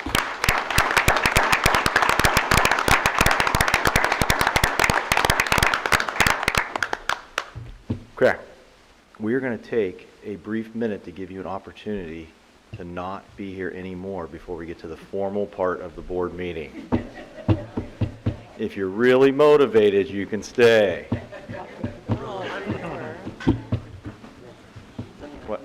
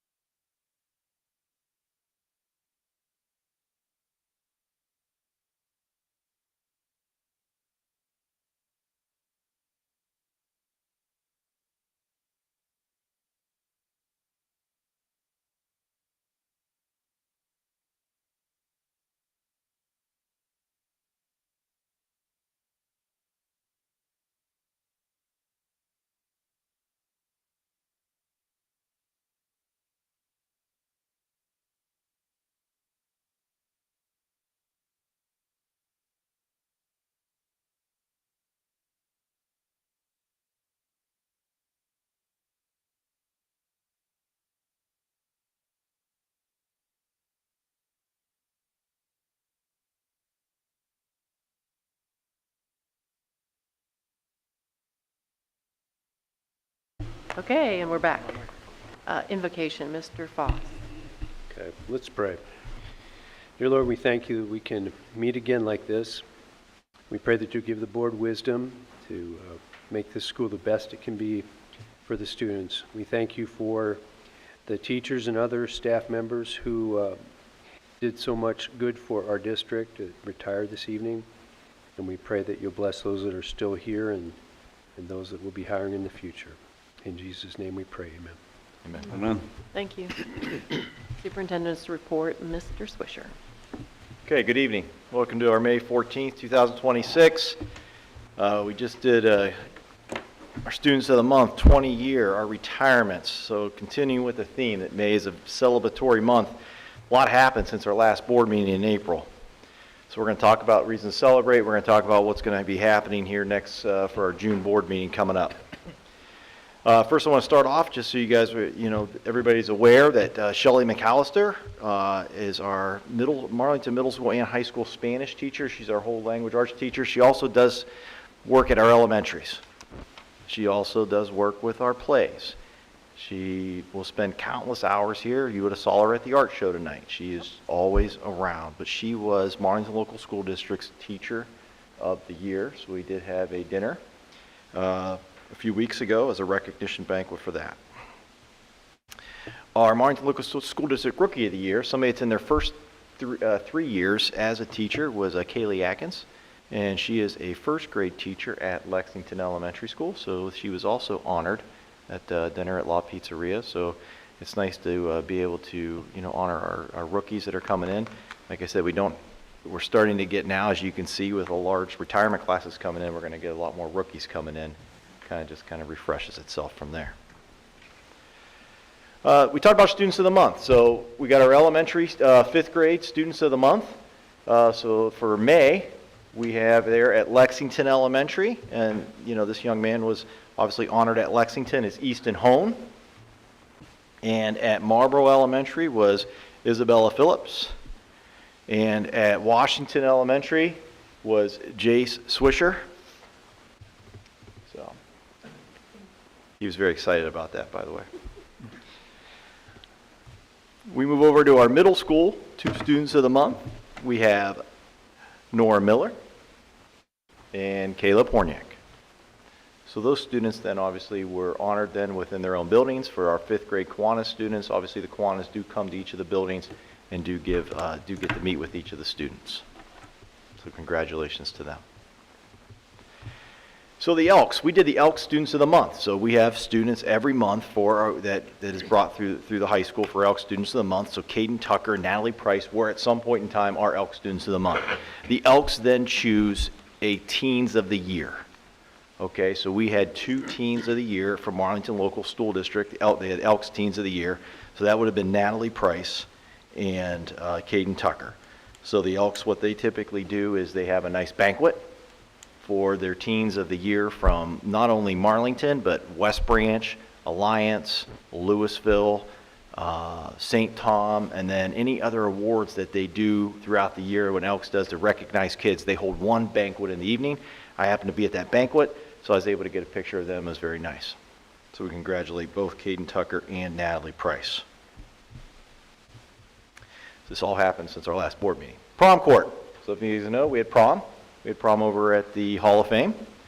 So that is our prom court. So that would happen, I think, on April 25th. Our prom king was Carter Frank, and our queen was Ava Baum. See, they're there in the middle. It was a nice evening. Talk about our band. Our band had a chance to go to Disney. So there's a picture there in the bottom right-hand corner of them, together with their trip in Disney. Those of you that were able to come last night, I think it was last night? Tuesday night. Tuesday night we had our 5th grade middle school and high school band show. They always put on an excellent performance, so we were able to enjoy that. So there's some pictures from the band show the other night. Also, since then, we've had on Monday, I think May 4th, we had the Marlington Alumni Association Award Banquet. So this is a banquet that's held at Hartville Kitchen every year. Obviously, we have our Marlington seniors apply for these scholarships. So they were able to give away, the Marlington Alumni Association was able to give away 159,600 scholarships to our 2026 seniors that applied. I think it was 56 seniors that received that $159,600. So it was just a wonderful evening and a chance to sit back and enjoy and listen to the accomplishments and the amazement to the amount of money that our alumni raises to be able to give those scholarships on a consistent basis. Especially when, if you look back in the last 20 plus years, it started with maybe a couple $100 to where it is today. Then obviously following that, that past Thursday on the 7th, we have our awards ceremony for all our seniors. So, you know, some schools are different. So for us, we kind of looked at, there's additional scholarships on top of the Marlington alumni scholarships for a total of all our seniors, for a total of $245,400 given in scholarships, which is just an astounding price. And that is not including money that they get from the colleges based on their grades or ACTs or anything else. Yeah, so that's not saying that if you got a full ride to Kent State that we would be, you know, doing that, then you would be adding another, say, $60,000 to that number and so forth down the line. Those are scholarships giving to our students from our district or our area, you know, when it comes to Alliance and Marlington. So it was just amazing, amazing honor the other day. And that's some pictures there. The first page was from the alumni banquet. That's our auditorium. The one thing that we do get a ton of compliments on from the people that give the scholarships is, in our district, we bring our students in and they get to sit and listen and learn. On top of that, it gives them an idea of what they could get if they participate or apply for these scholarships, or sometimes they miss out. I call it Laundry Day. We do it a couple times a year, but our family support specialists there, Jill, Crystal, you know, they get together and they give an opportunity for Marlington families to go at Quick Suds and just basically get all their laundry done at no cost. We sell out every single year. We've done it twice this year. So I cannot thank them enough. Our care teams that sponsor that, entitled with the United Way. It's a good day. You stop down, you see them. It's just our families who truly appreciate the time and be able to get there and get things cleaned up and done. If you haven't attended, as you see, the flowers that were given tonight to our retirees in our 20 years came from Mr. Tanner and our horticulture students. We're obviously in the midst of our horticultural sale that started this past last few weeks. So that's kind of what the greenhouses look like inside if you have not been there. I talked to Mr. Tanner today. I said, you know, how's sales gone? He said, it's just been an amazing year how this community gives all the way around. He said right now in sales alone, they're pushing well over $24,000 in sales. So when you're talking about that real world experience, when we do those things, that's what that is those kids are taking care of those greenhouses, those kids are taking care of those flowers, those arrangements, and then they're able to sell those out. So that's important. So we can't thank Mr. Tanner and the horticulture department enough. They've done a fantastic job. Just within the past week or so with that, we obviously have our annual fishing derby. If you didn't know we have a fishing derby, shame on you. So we do have a fishing derby every year. So our kids participate in the fishing derby in the ponds. So you can see there in the flyer in the middle kind of has, you know, some different sponsors that made it a great event and, you know, how things have helped out. And there's just a few pics of some of our students that won some trophies based on the fish, and then over there in the far left is the group of students that all participated voluntarily to be in the fishing derby. So it's a good day. We have the Exceptional Olympics on May 8th. So every year, I think I have hit 21 straight years of the Exceptional Olympics. So this is where in Stark County, this year was held at Massillon. It's typically held at Perry. We have all of our students with different types of disabilities that have a chance to participate in some type of Olympic-style event. They go up in the morning, they get to participate. They're assigned students from our character counts or National Honor Society or some high school student in general, and they get to enjoy, they get lunch from Chick-fil-A, they get to mingle with students from various schools. You're talking, I think we had about 845 students from just Stark County alone that was there. So it's just it's an absolutely remarkable event, and if you ever get a chance to go, it's well worth it. Talking about June, the now. We're going to have a big meeting in June. I want to be able to give you a good analysis of our current resignations. The board asked for a high school, middle school facility plan / renovations for the next 3 years, what that's going to look like, because we have a lot going on. Mr. Hagan and I took a look at some of the elementaries and some examinations of some district needs that we kind of got some. I'm going to make sure that you guys have a list of all the projects that we are going to do this summer, which is those summer district projects, and then some other district needs that are be coming down the pipe or down the road here in the next few years. And ultimately, due to legislation, this is a moving target. So this has been a month, probably 3-month process to get this together and ready for you guys for June. I didn't put it on here, so Bob and I are going to kind of work through some legislative things that are going on, and Mr. Evanich is going to be coming and speaking to the board about special education, giving you an update on when we talk about tuition out kids, what does that mean and how many, talking about some of our preschool and high needs children, just so you guys have a better grasp, because obviously you hear it from Ryan Gazzoni, you hear it from Bob and I, but there is a cost to educating kids and why, and we have to be very aware of that and be okay. You know, that's just how it works. And then obviously Miss Kaylee is going to be coming also to that meeting. She's going to be giving I want to say a brief curriculum update. I want to say follow up with the report card. The report card's just starting to come out. We do not have a fully sample of it. We're still waiting on reading. So we have a lot of solid highlights to be able to give where our district is potentially. So from there, any questions for me? Okay. Thank you. Public participation, did anyone request to speak? No. Thank you. Old business. Okay. Old business. So the first item in old business is recommend the motion to approve the following board policy, volume 44, number 2, from January 26th special update from March 26th as listed. It's policy 5430 class rank 5421 grading.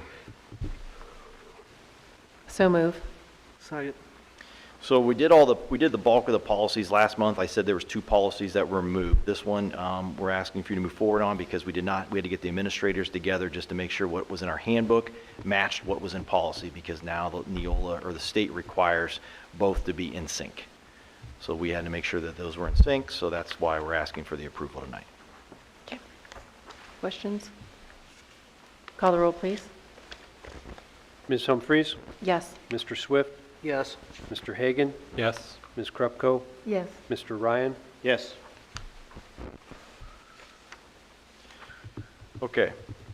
Number 2 in old business is recommend that you get to review the following board policy from volume 44, number 2, January 26, special update from March 26 as listed. It's policy 7540.09, artificial intelligence. So I'm not asking for a vote. This was brought to your guys' attention 2 months ago as our first read. The board had questions about AI. As I stated, by law, the board must adopt an AI policy by July 1, 2026. I said, give me some time to put together what is legally binding, what would be a recommendation.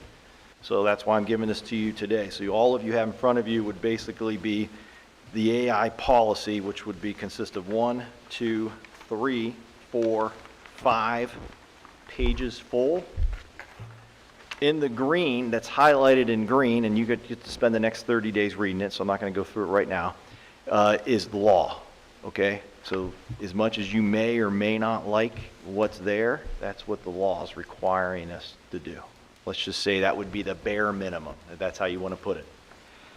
Everything that's like crossed out, strike-throughs, you want to call it, are ones that would be recommended from Neola that would be good to strike through, and my conversations with area superintendents and other school districts from there. If you scroll through, you're going to find portions of it highlighted in yellow. Okay, so everything highlighted in yellow are ones that I would make a recommendation for that would cover us better moving forward when we're talking about AI, giving us tools or options to better protect ourselves in our district. So what I really would like for you to do is take it back home, read the yellow, read the green, and as I follow up with you in the next 6 weeks or so, can you just review it and tell me your likes and dislikes, because we do have to come up together as a board with, in the June meeting, we have to agree on a policy, because by law we have to have something in place by July. So, thank you. Thank you. New business. Okay, new business. Item number 1, I want to recommend the motion to approve the following student lunch prices for the 2026-2027 school year as presented in Exhibit A. So moved. Discussion. So, you have the lunch prices in your folder. If you want to talk about last year's prices, we have for breakfast has gone up a quarter, 25 cents. Not according to this. Yeah, it shows the same on everything. Yeah, that's not correct. Whoops. So I'm just going to be frank, that's not correct. So I'm telling you that breakfast this year is for 25, 26 was $1.75. Let me see here. Let me make sure I'm right in in my notes. I could be wrong.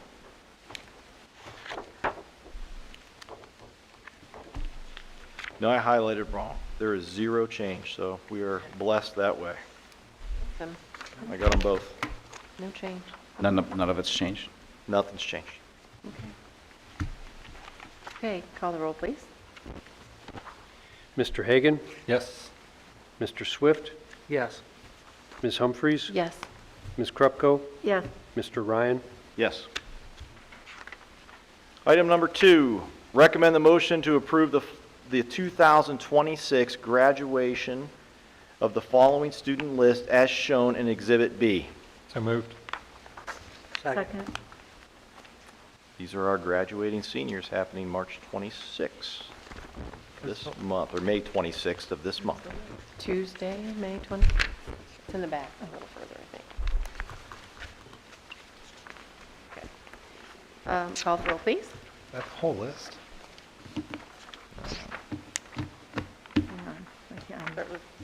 That's all we got. Is that right? You guys That can't maybe be do not everybody. have the full list. That is for teachers, so that's it. So Oh, I was gonna- this list is in mine. We do have 146 seniors you guys will be approving. Okay. Call the roll, please. Mr. Hagan? Yes. Ms. Krupko? Yes. Ms. Humphries? Yes. Mr. Ryan? Yes. Mr. Swift? Yes.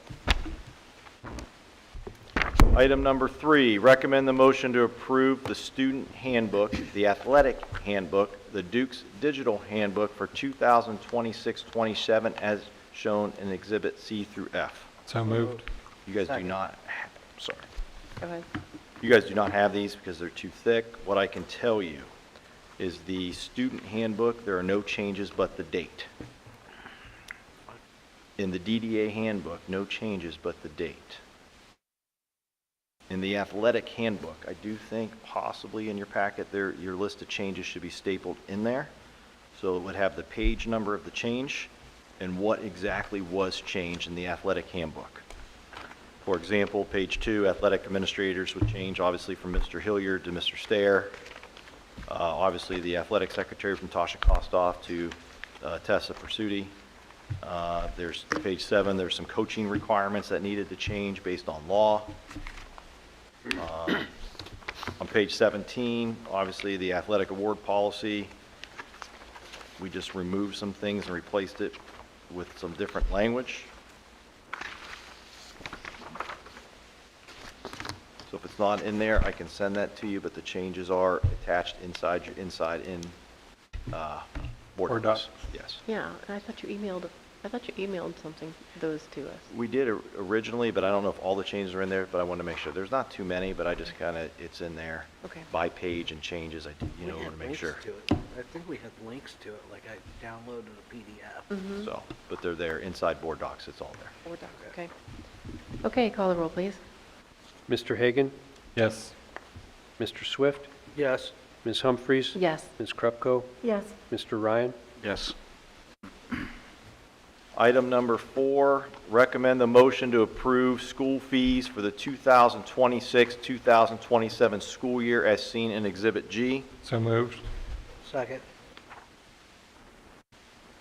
There are 0 changes in school fees from last year. Call the roll, please. Mr. Hagan? Yes.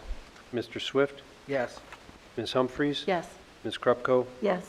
Mr. Ryan? Yes. Last order of new business, number 5, recommend the motion to approve the following summer pay rates as shown in Exhibit H. So moved. Second. Obviously, we have summer secretaries that work at the high school. We have summer custodians, students and staff that work. We have a computer tech person that we use as additional for what we do to get our tech ready. And then we obviously hire students. It's Tina now. Let's be nice. Okay, call the roll, please. Mr. Ryan? Yes. Mr. Hagan? Yes. Ms. Humphries? Yes. Ms. Krupko? Yes. Mr. Swift? Yes. Okay, treasurer's agenda. Would like to recommend that the board approve the minutes from the April 7th, 2026 regular meeting. So moved. Second. Any discussion? Call the roll, please. Mr. Swift? Yes. Mr. Hagan? Yes. Ms. Humphries? Yes. Ms. Krupko? Yes. Mr. Ryan? Yes.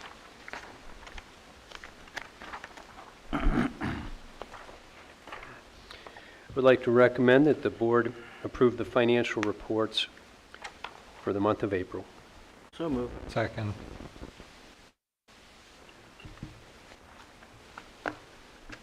Share a couple highlights from those. Marlington ended the month of April with a total fund balance of $11,024,197.83, of which $8,551,157.05 is the balance in the general fund.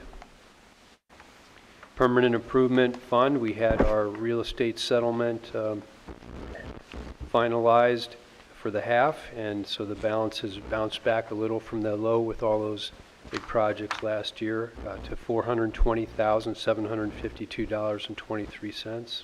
The Food Service Fund is in the negative, as was been mentioned throughout the year, really. Cash balance is $125,168.27 in the negative right now. So on track to be approximately $174,000 at the end of next month, which means you can expect that I'll be recommending a transfer from the general fund to cover that next month.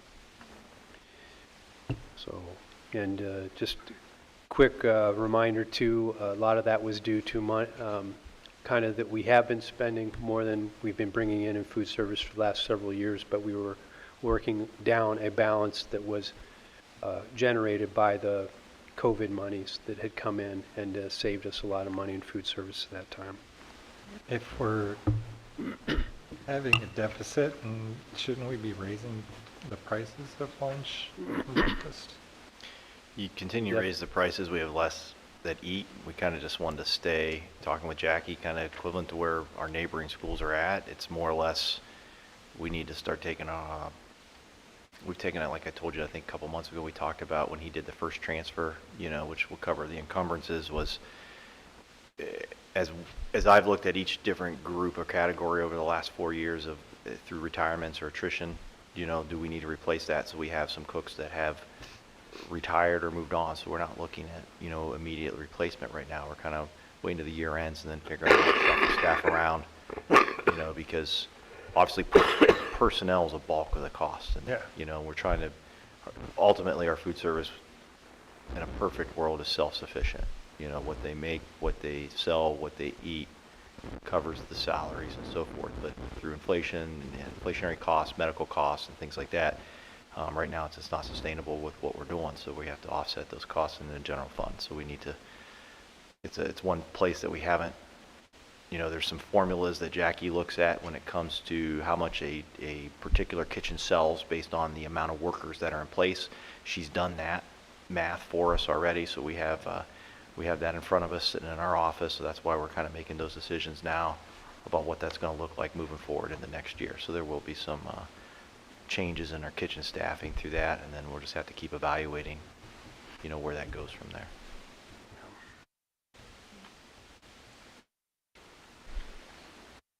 Any other discussion?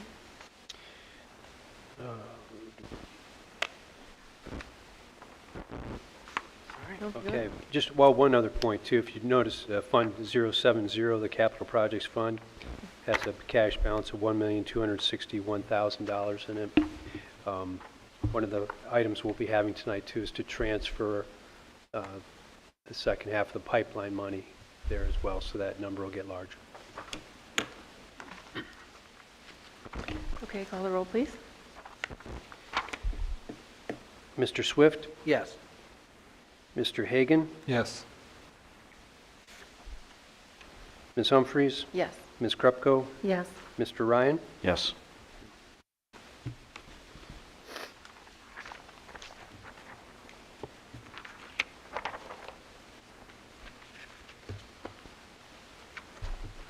I would like to recommend to the board the approval of some revisions to revenue and expenditures.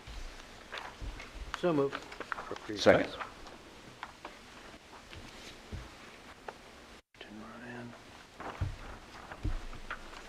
Okay. There's really only two items affecting this request tonight. The first, which is against the Permanent Improvement Fund. It's for $80,000 or $89,000 worth of equipment. That's the reimbursable amount that we'll have. To the money that's, or to the items that are bought with federal money for the E-rate program for computer stuff. So this has to do with connectivity, internet, et cetera, all the Wi-Fi routers that are on the ceilings and stuff each year.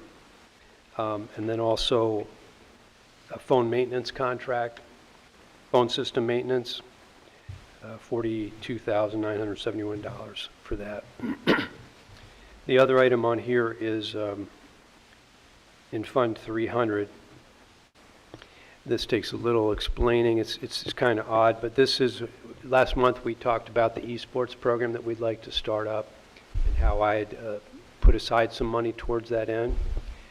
Well, even though it's being transferred from one fund within Fund 300 to another fund in 300.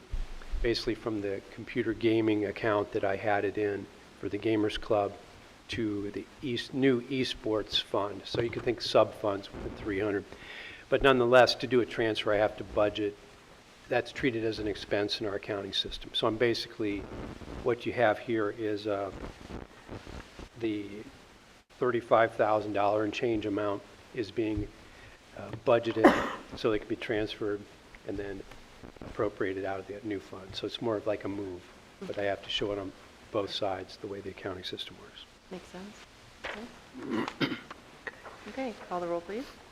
Mr. Swift? Yes. Mr. Ryan? Yes. Mr. Hagan? Yes. Ms. Humphries? Yes. Ms. Krupko? Yes.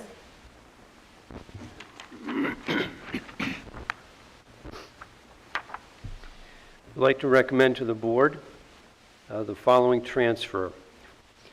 $900,753.45 from Fund 001, the general fund, to Fund 070, Capital Projects Fund, for the 2026 first half settlement of the Nexus pipeline proceeds. So moved. So moved. Second.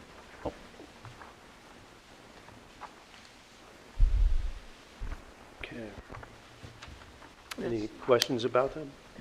Normal process. Same as it ever was. It is.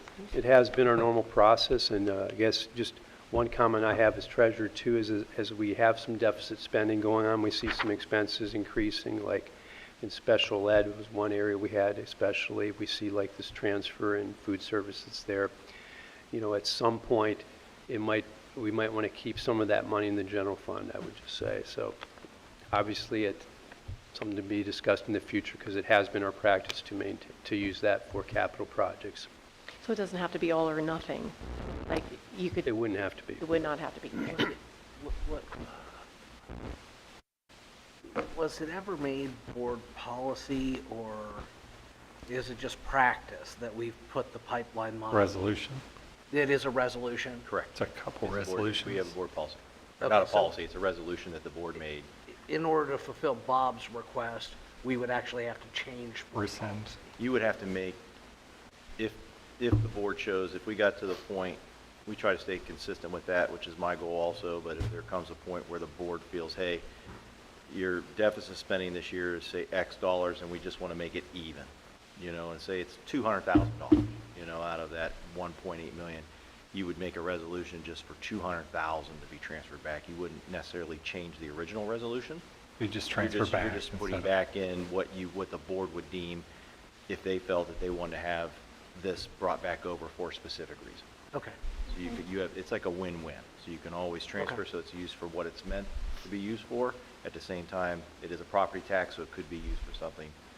It could be used for general fund purposes also. Covering the deficit. It could, yes. Yes, so that's just something to keep in the back of your mind as we look at cash balances, especially as the forecast gets updated here later this summer. See where things are. Okay, call the roll. Mr. Hagan? Yes. Mr. Swift? Yes. Ms. Humphries? Yes. Ms. Krupko? Yes. Mr. Ryan? Yes. I'd like to recommend that the board approve the donations that were received in April. So moved. Can you Second. read them, Bob? Yes, if you would, thank you. Okay, for our donations for April, for academic recognition, we had the Alliance Elks Charities give $200. We had the American Legion Post 166 Charities, $1,000. Blausman Fire Equipment, $50. Buckeye Packaging Company, Inc., $100. DeHoff's, $150. Kiwanis Club of Alliance, Ohio, $250. Marlboro Manufacturing, $100. Paulus Orthodontics, $150. And White Physical Therapy Services, $50. That's for academic recognition.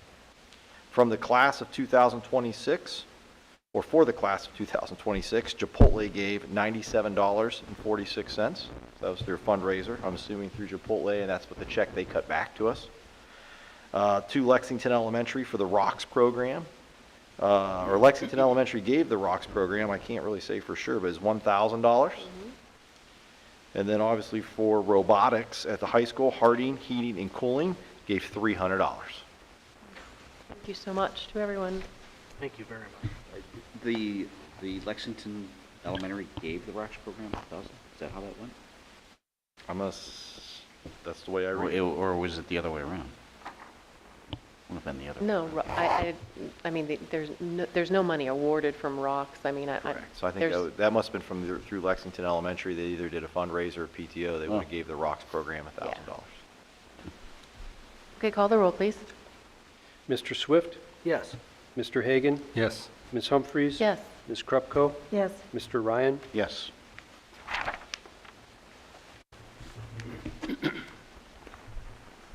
Okay, personnel. If the board is okay, I would like to consent personnel 1 through 19 and number 21, and I will read through them.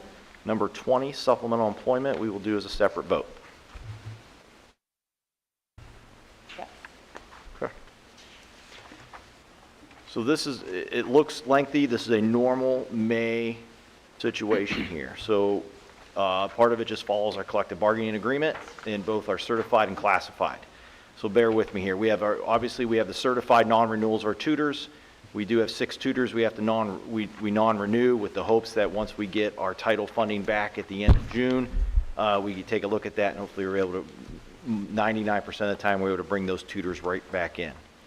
We have our certified non-renewal of our substitutes. So obviously these are the subs that you guys have approved throughout the year that we need to non-renew.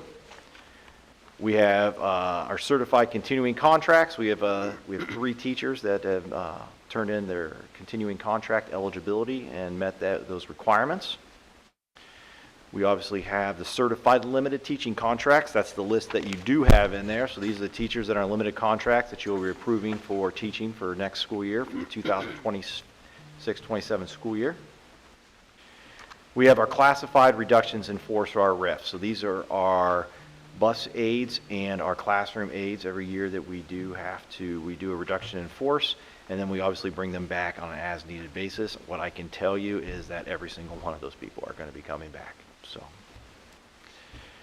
classified employment. These are just how classified world works according to Ohio Revised Code. It starts with you get hired, and then after that you get a classified employment for a 1-year limited contract, and then you go on to a first of a 2-year limited contract, and after that you would go to a second of a 2-year limited contract, and after that you would go to a third of a 2-year limited contract.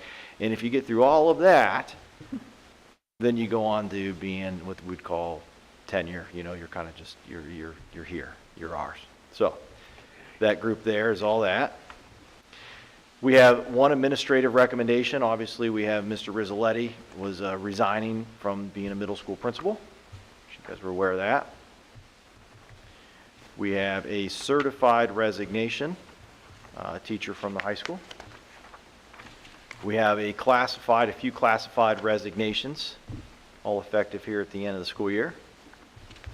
We have an administrative transfer, so you guys already have Mr. Travis was approved in March, so what we're doing is we're going to transfer him from an assistant high school principal to the middle school principal, effective the exact same dates as his current contract. We have obviously some certified staff hires. These are some replacements. Obviously, Mr. Rizzoletti coming back in as a teacher, and then some other new teachers that are replacing retirements that we've had. We have classified staff hires. I think you guys met him tonight, which is our new transportation director. It's James Williams, but Jim, so he got a chance to, for all of you, I think most of you. Mark, he might have just missed you. Yeah, he's wearing the jacket? Yes. Okay. Yeah, that's Jim. He is a Marlington alum, 1986, 82? Okay. I'm good. 86 sounds a little better. He likes that better, I bet. He might, but it's not true. Lives in Washington Township, lives out on Senfield. We have certified sub-hire for this year, so we still have some subs we still use at the end of the year. We got to hire them even though they're also, non-renewed. Same with classified. We have our summer staff hire, so these are staff members that potentially could work all summer. It doesn't mean they are going to work. These are people that are volunteering to work. It does not mean they're working every day. It's just if we, based on availability or what we need, they're going to work. We have our summer student hires, same thing. And then we just had extended days. It was not added back when I do it typically in June for the year. 3 days for our CCP lab teachers. So. Your motion. Second. So motion was Kathy's Kathy. first. Josh second. Josh second. Thank you. Any discussion? Call the roll, please. Ms. Krupko? Yes. Mr. Hagan? Yes. Ms. Humphries? Yes. Mark Ryan? Yes. Mr. Swift? Yes. Finally, in personnel, I just want to recommend the motion to hire the following supplemental positions. So moved. Where is the list? Second. The list is Yes. probably not in there, and it's in your board docs. Is it this list? No, that's That's the other certified one. teachers. So what we have in front of you for supplementals these come throughout the year. I asked Mr. Stair to get as many in for the fall as possible. So what I can tell you that is filled, that's in board docs, you can take a look. Our faculty managers filled, our site coordinators are filled, our football varsity head coach and most of their assistants, not all. Middle school is 50% filled tonight, now 100% filled as of next meeting, where our middle school coaches, which is good. Boys basketball is on here with 2 assistants currently, so we're going to be looking for some assistants. Girls basketball, obviously, you guys have already hired your girls basketball coach is coming with assistants. Wrestling will be in there. Boys track, boys cross country, baseball, girls golf, girls tennis, volleyball, boys soccer, girls soccer, swimming, cheerleading, bowling, strength and conditioning, music, publications, advisors, math coaches, lead mentors, head teachers, and so forth. That list is all in the board docs? Yes. It wasn't earlier this So week. it is here. So Okay. if not, I can make sure that it's sent an email to you by the end of the night. Not a problem. So that is just our supplemental list. There will be some more coming, as there always is, but Scott Stair and our principals did a really nice job of trying to, instead of you guys doing 5 or 10 every meeting every month, we just try to get it bulk as many, really pushed hard to get these in, and most of these are internals, which is great. Okay. But I'm still pushing for bringing some things back at our high school level we didn't have. Academic challenge, I want to make sure that that's brought back to us. So we're still looking for that. Speech and debate, I want to make that brought back. As we move into this new league, that's one of the things that we're making a priority, is not only the fact that we do things athletically, but we want to do things with and challenge our leagues when it comes to dance, when it comes to bands, when it comes to choir, speech and debate, academic challenge. Those things we can start now. We don't have to wait 2 years to do. Yeah. So we're in the process of trying to plan some of that now and get ahead of the curve on that, which will be good for our kids. Okay. Okay, call the roll, please. Ms. Humphries? Yes. Mr. Swift? Yes. Mr. Hagan? Yes. Ms. Krupko? Abstain? Mr. Ryan? Yes. Okay, upcoming events. May 21st, we have baccalaureate here at the high school. We have also Memorial Day weekend coming up. Tuesday after Memorial Day is graduation. We are at the Civic Center. Time? Doors open at 5:30 p.m. Graduation will start promptly at 6:30 p.m.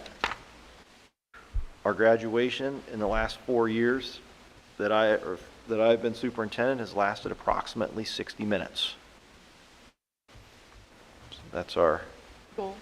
not a goal. That's just what kind of works itself out. Do you have a time for baccalaureate? I do not. Is it 7 o'clock? Okay. Last day for students is Thursday, May 28th. Last day for teachers is Friday, May 29th. Obviously, I will shoot you guys another list of that on a reminder through text, and obviously we do have banquet season still coming up for spring. Our track season will not end till we're out of school, so any of our students going to state will be into June, because that's when the state tournament is for track, and we have banquets that don't end till the middle of June. That's where we're at. Okay. Next Board of Education meeting. Okay, here's my request. I would like to have the next Board of Education meeting on Thursday, June 25th.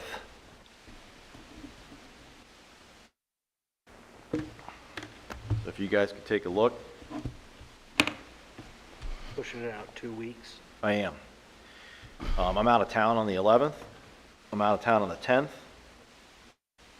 Bob also needs some time. That helps close out the books for part of what I mentioned in my thing, having to be able to give you we'd like to give you a pretty accurate picture that gives us an end of the year closeout, where we're at with the books. I can give a better idea from a facility standpoint. My recommendation, hear me out please, if 25th works for you, to start at 4:30 p.m. for a work session and board meeting at 6 p.m. And I say this because obviously I have a presentation that I'd like to obviously review this main campus and what we're doing for summer projects. Mr. Evanich does. I want him to review. He has not spoken since he's taken over the job. I think he needs to give a little update on pupil services and specifically the sped ed side, because it's a monster. And I think it'll be good for you guys if you have any questions when it comes to that. And obviously Renee giving a quick update on where we're at with our report card being finalized. It could be shorter than that, but I don't want to limit ourselves either. You're saying the work session's going to take an hour and a half? If you'd like me to shorten that, I can. No, We could do it at 5. I was just wondering if, I didn't know if we set the meeting for an hour afterwards. Like if we finish early, we have to wait till that set time, correct? To start the meeting? So just kind of have a break in between and following, so we don't know exactly, are we able to do that? No, that's what I was asking, if we set the meeting for an hour after it and we start the meeting a little late. Could we do that? I'm fine with I'm saying that gives us the option to just go right through I'm fine with that. versus being forced to take a break. No, I'm fine with that. Yeah, I mean, if we get done quicker, yes, I'm fine with that too. Okay. I just, Set the, Set it at 5 instead? Is that what you're saying? Or 4:30 and 5:30 or whatever you want to do. I was trying to be aware of times. You want to start at 5, it doesn't matter where we start. I'll be honest with you, I'm good, whatever. I was just trying to, whatever time we normally start at 6, I was trying to push back based on, if I talk for, say, 30 minutes, Bob and I, Nick's probably going to take 20 minutes or so. If Renee talks for 20 minutes or so, you're really talking, close to that hour and a half time, give or take 10 or 15 minutes. So can we start at 4:30 and just say the meeting will follow the regular Yeah. meeting will follow immediately after, and not have a start time for our meeting? We could do We have 4:30 start and time for I think the we have to have publication. I think an hour and a half is enough to listen to anything anybody's going to bring us to say at a work session. I think if we can't wrap up what we need in 90 minutes, then I agree. we've got other problems. Yeah. But what I was saying though is if we set the meeting start time for an hour and a half, we have to wait. Until Start 6 it then. early. Whereas if we set it at that and we were late starting the meeting, there's no issue with starting the meeting 15, 30 minutes So late. 5 p.m., like you mean 5 p.m.? So just why don't we set the work session for 5 p.m. with the board meeting starting at 6 p.m. Yeah. If we happen to run late. And there is executive session then? There would be, At the regular meeting? there's a potential executive session for the June meeting. Does not have to be, that'll be up to the board president if she chooses to have that or not, when she talks to you. So we'll say 5 p.m., yeah, we'll just set the meeting time, all right, and then start with the work session, yeah. Well, the board meeting itself should be relatively short. Correct. Executive session could take some time, right? Correct. There's not, Participating. June's board meeting would be some hires that were coming in that we're interviewing now. I'm hoping to have the contract. Matter of fact, we will 100% have an exec session because we do have a agreement with the classified union for contract. I do have an agreement in place. So that tentative agreement's being typed up now. So once that gets back in the hands of the OPSI president, she'll present that to her union, and they'll have about 2 weeks to review it by law. So my goal is, like I said, is to have that ready to go for you guys by the June meeting. So we'll have an exec session because we're going to have to review that contract to make sure the board's okay with it. Okay, cool. Thank you for reminding me. Is there a motion to adjourn? So moved. Second. Discussion? Call the roll, please.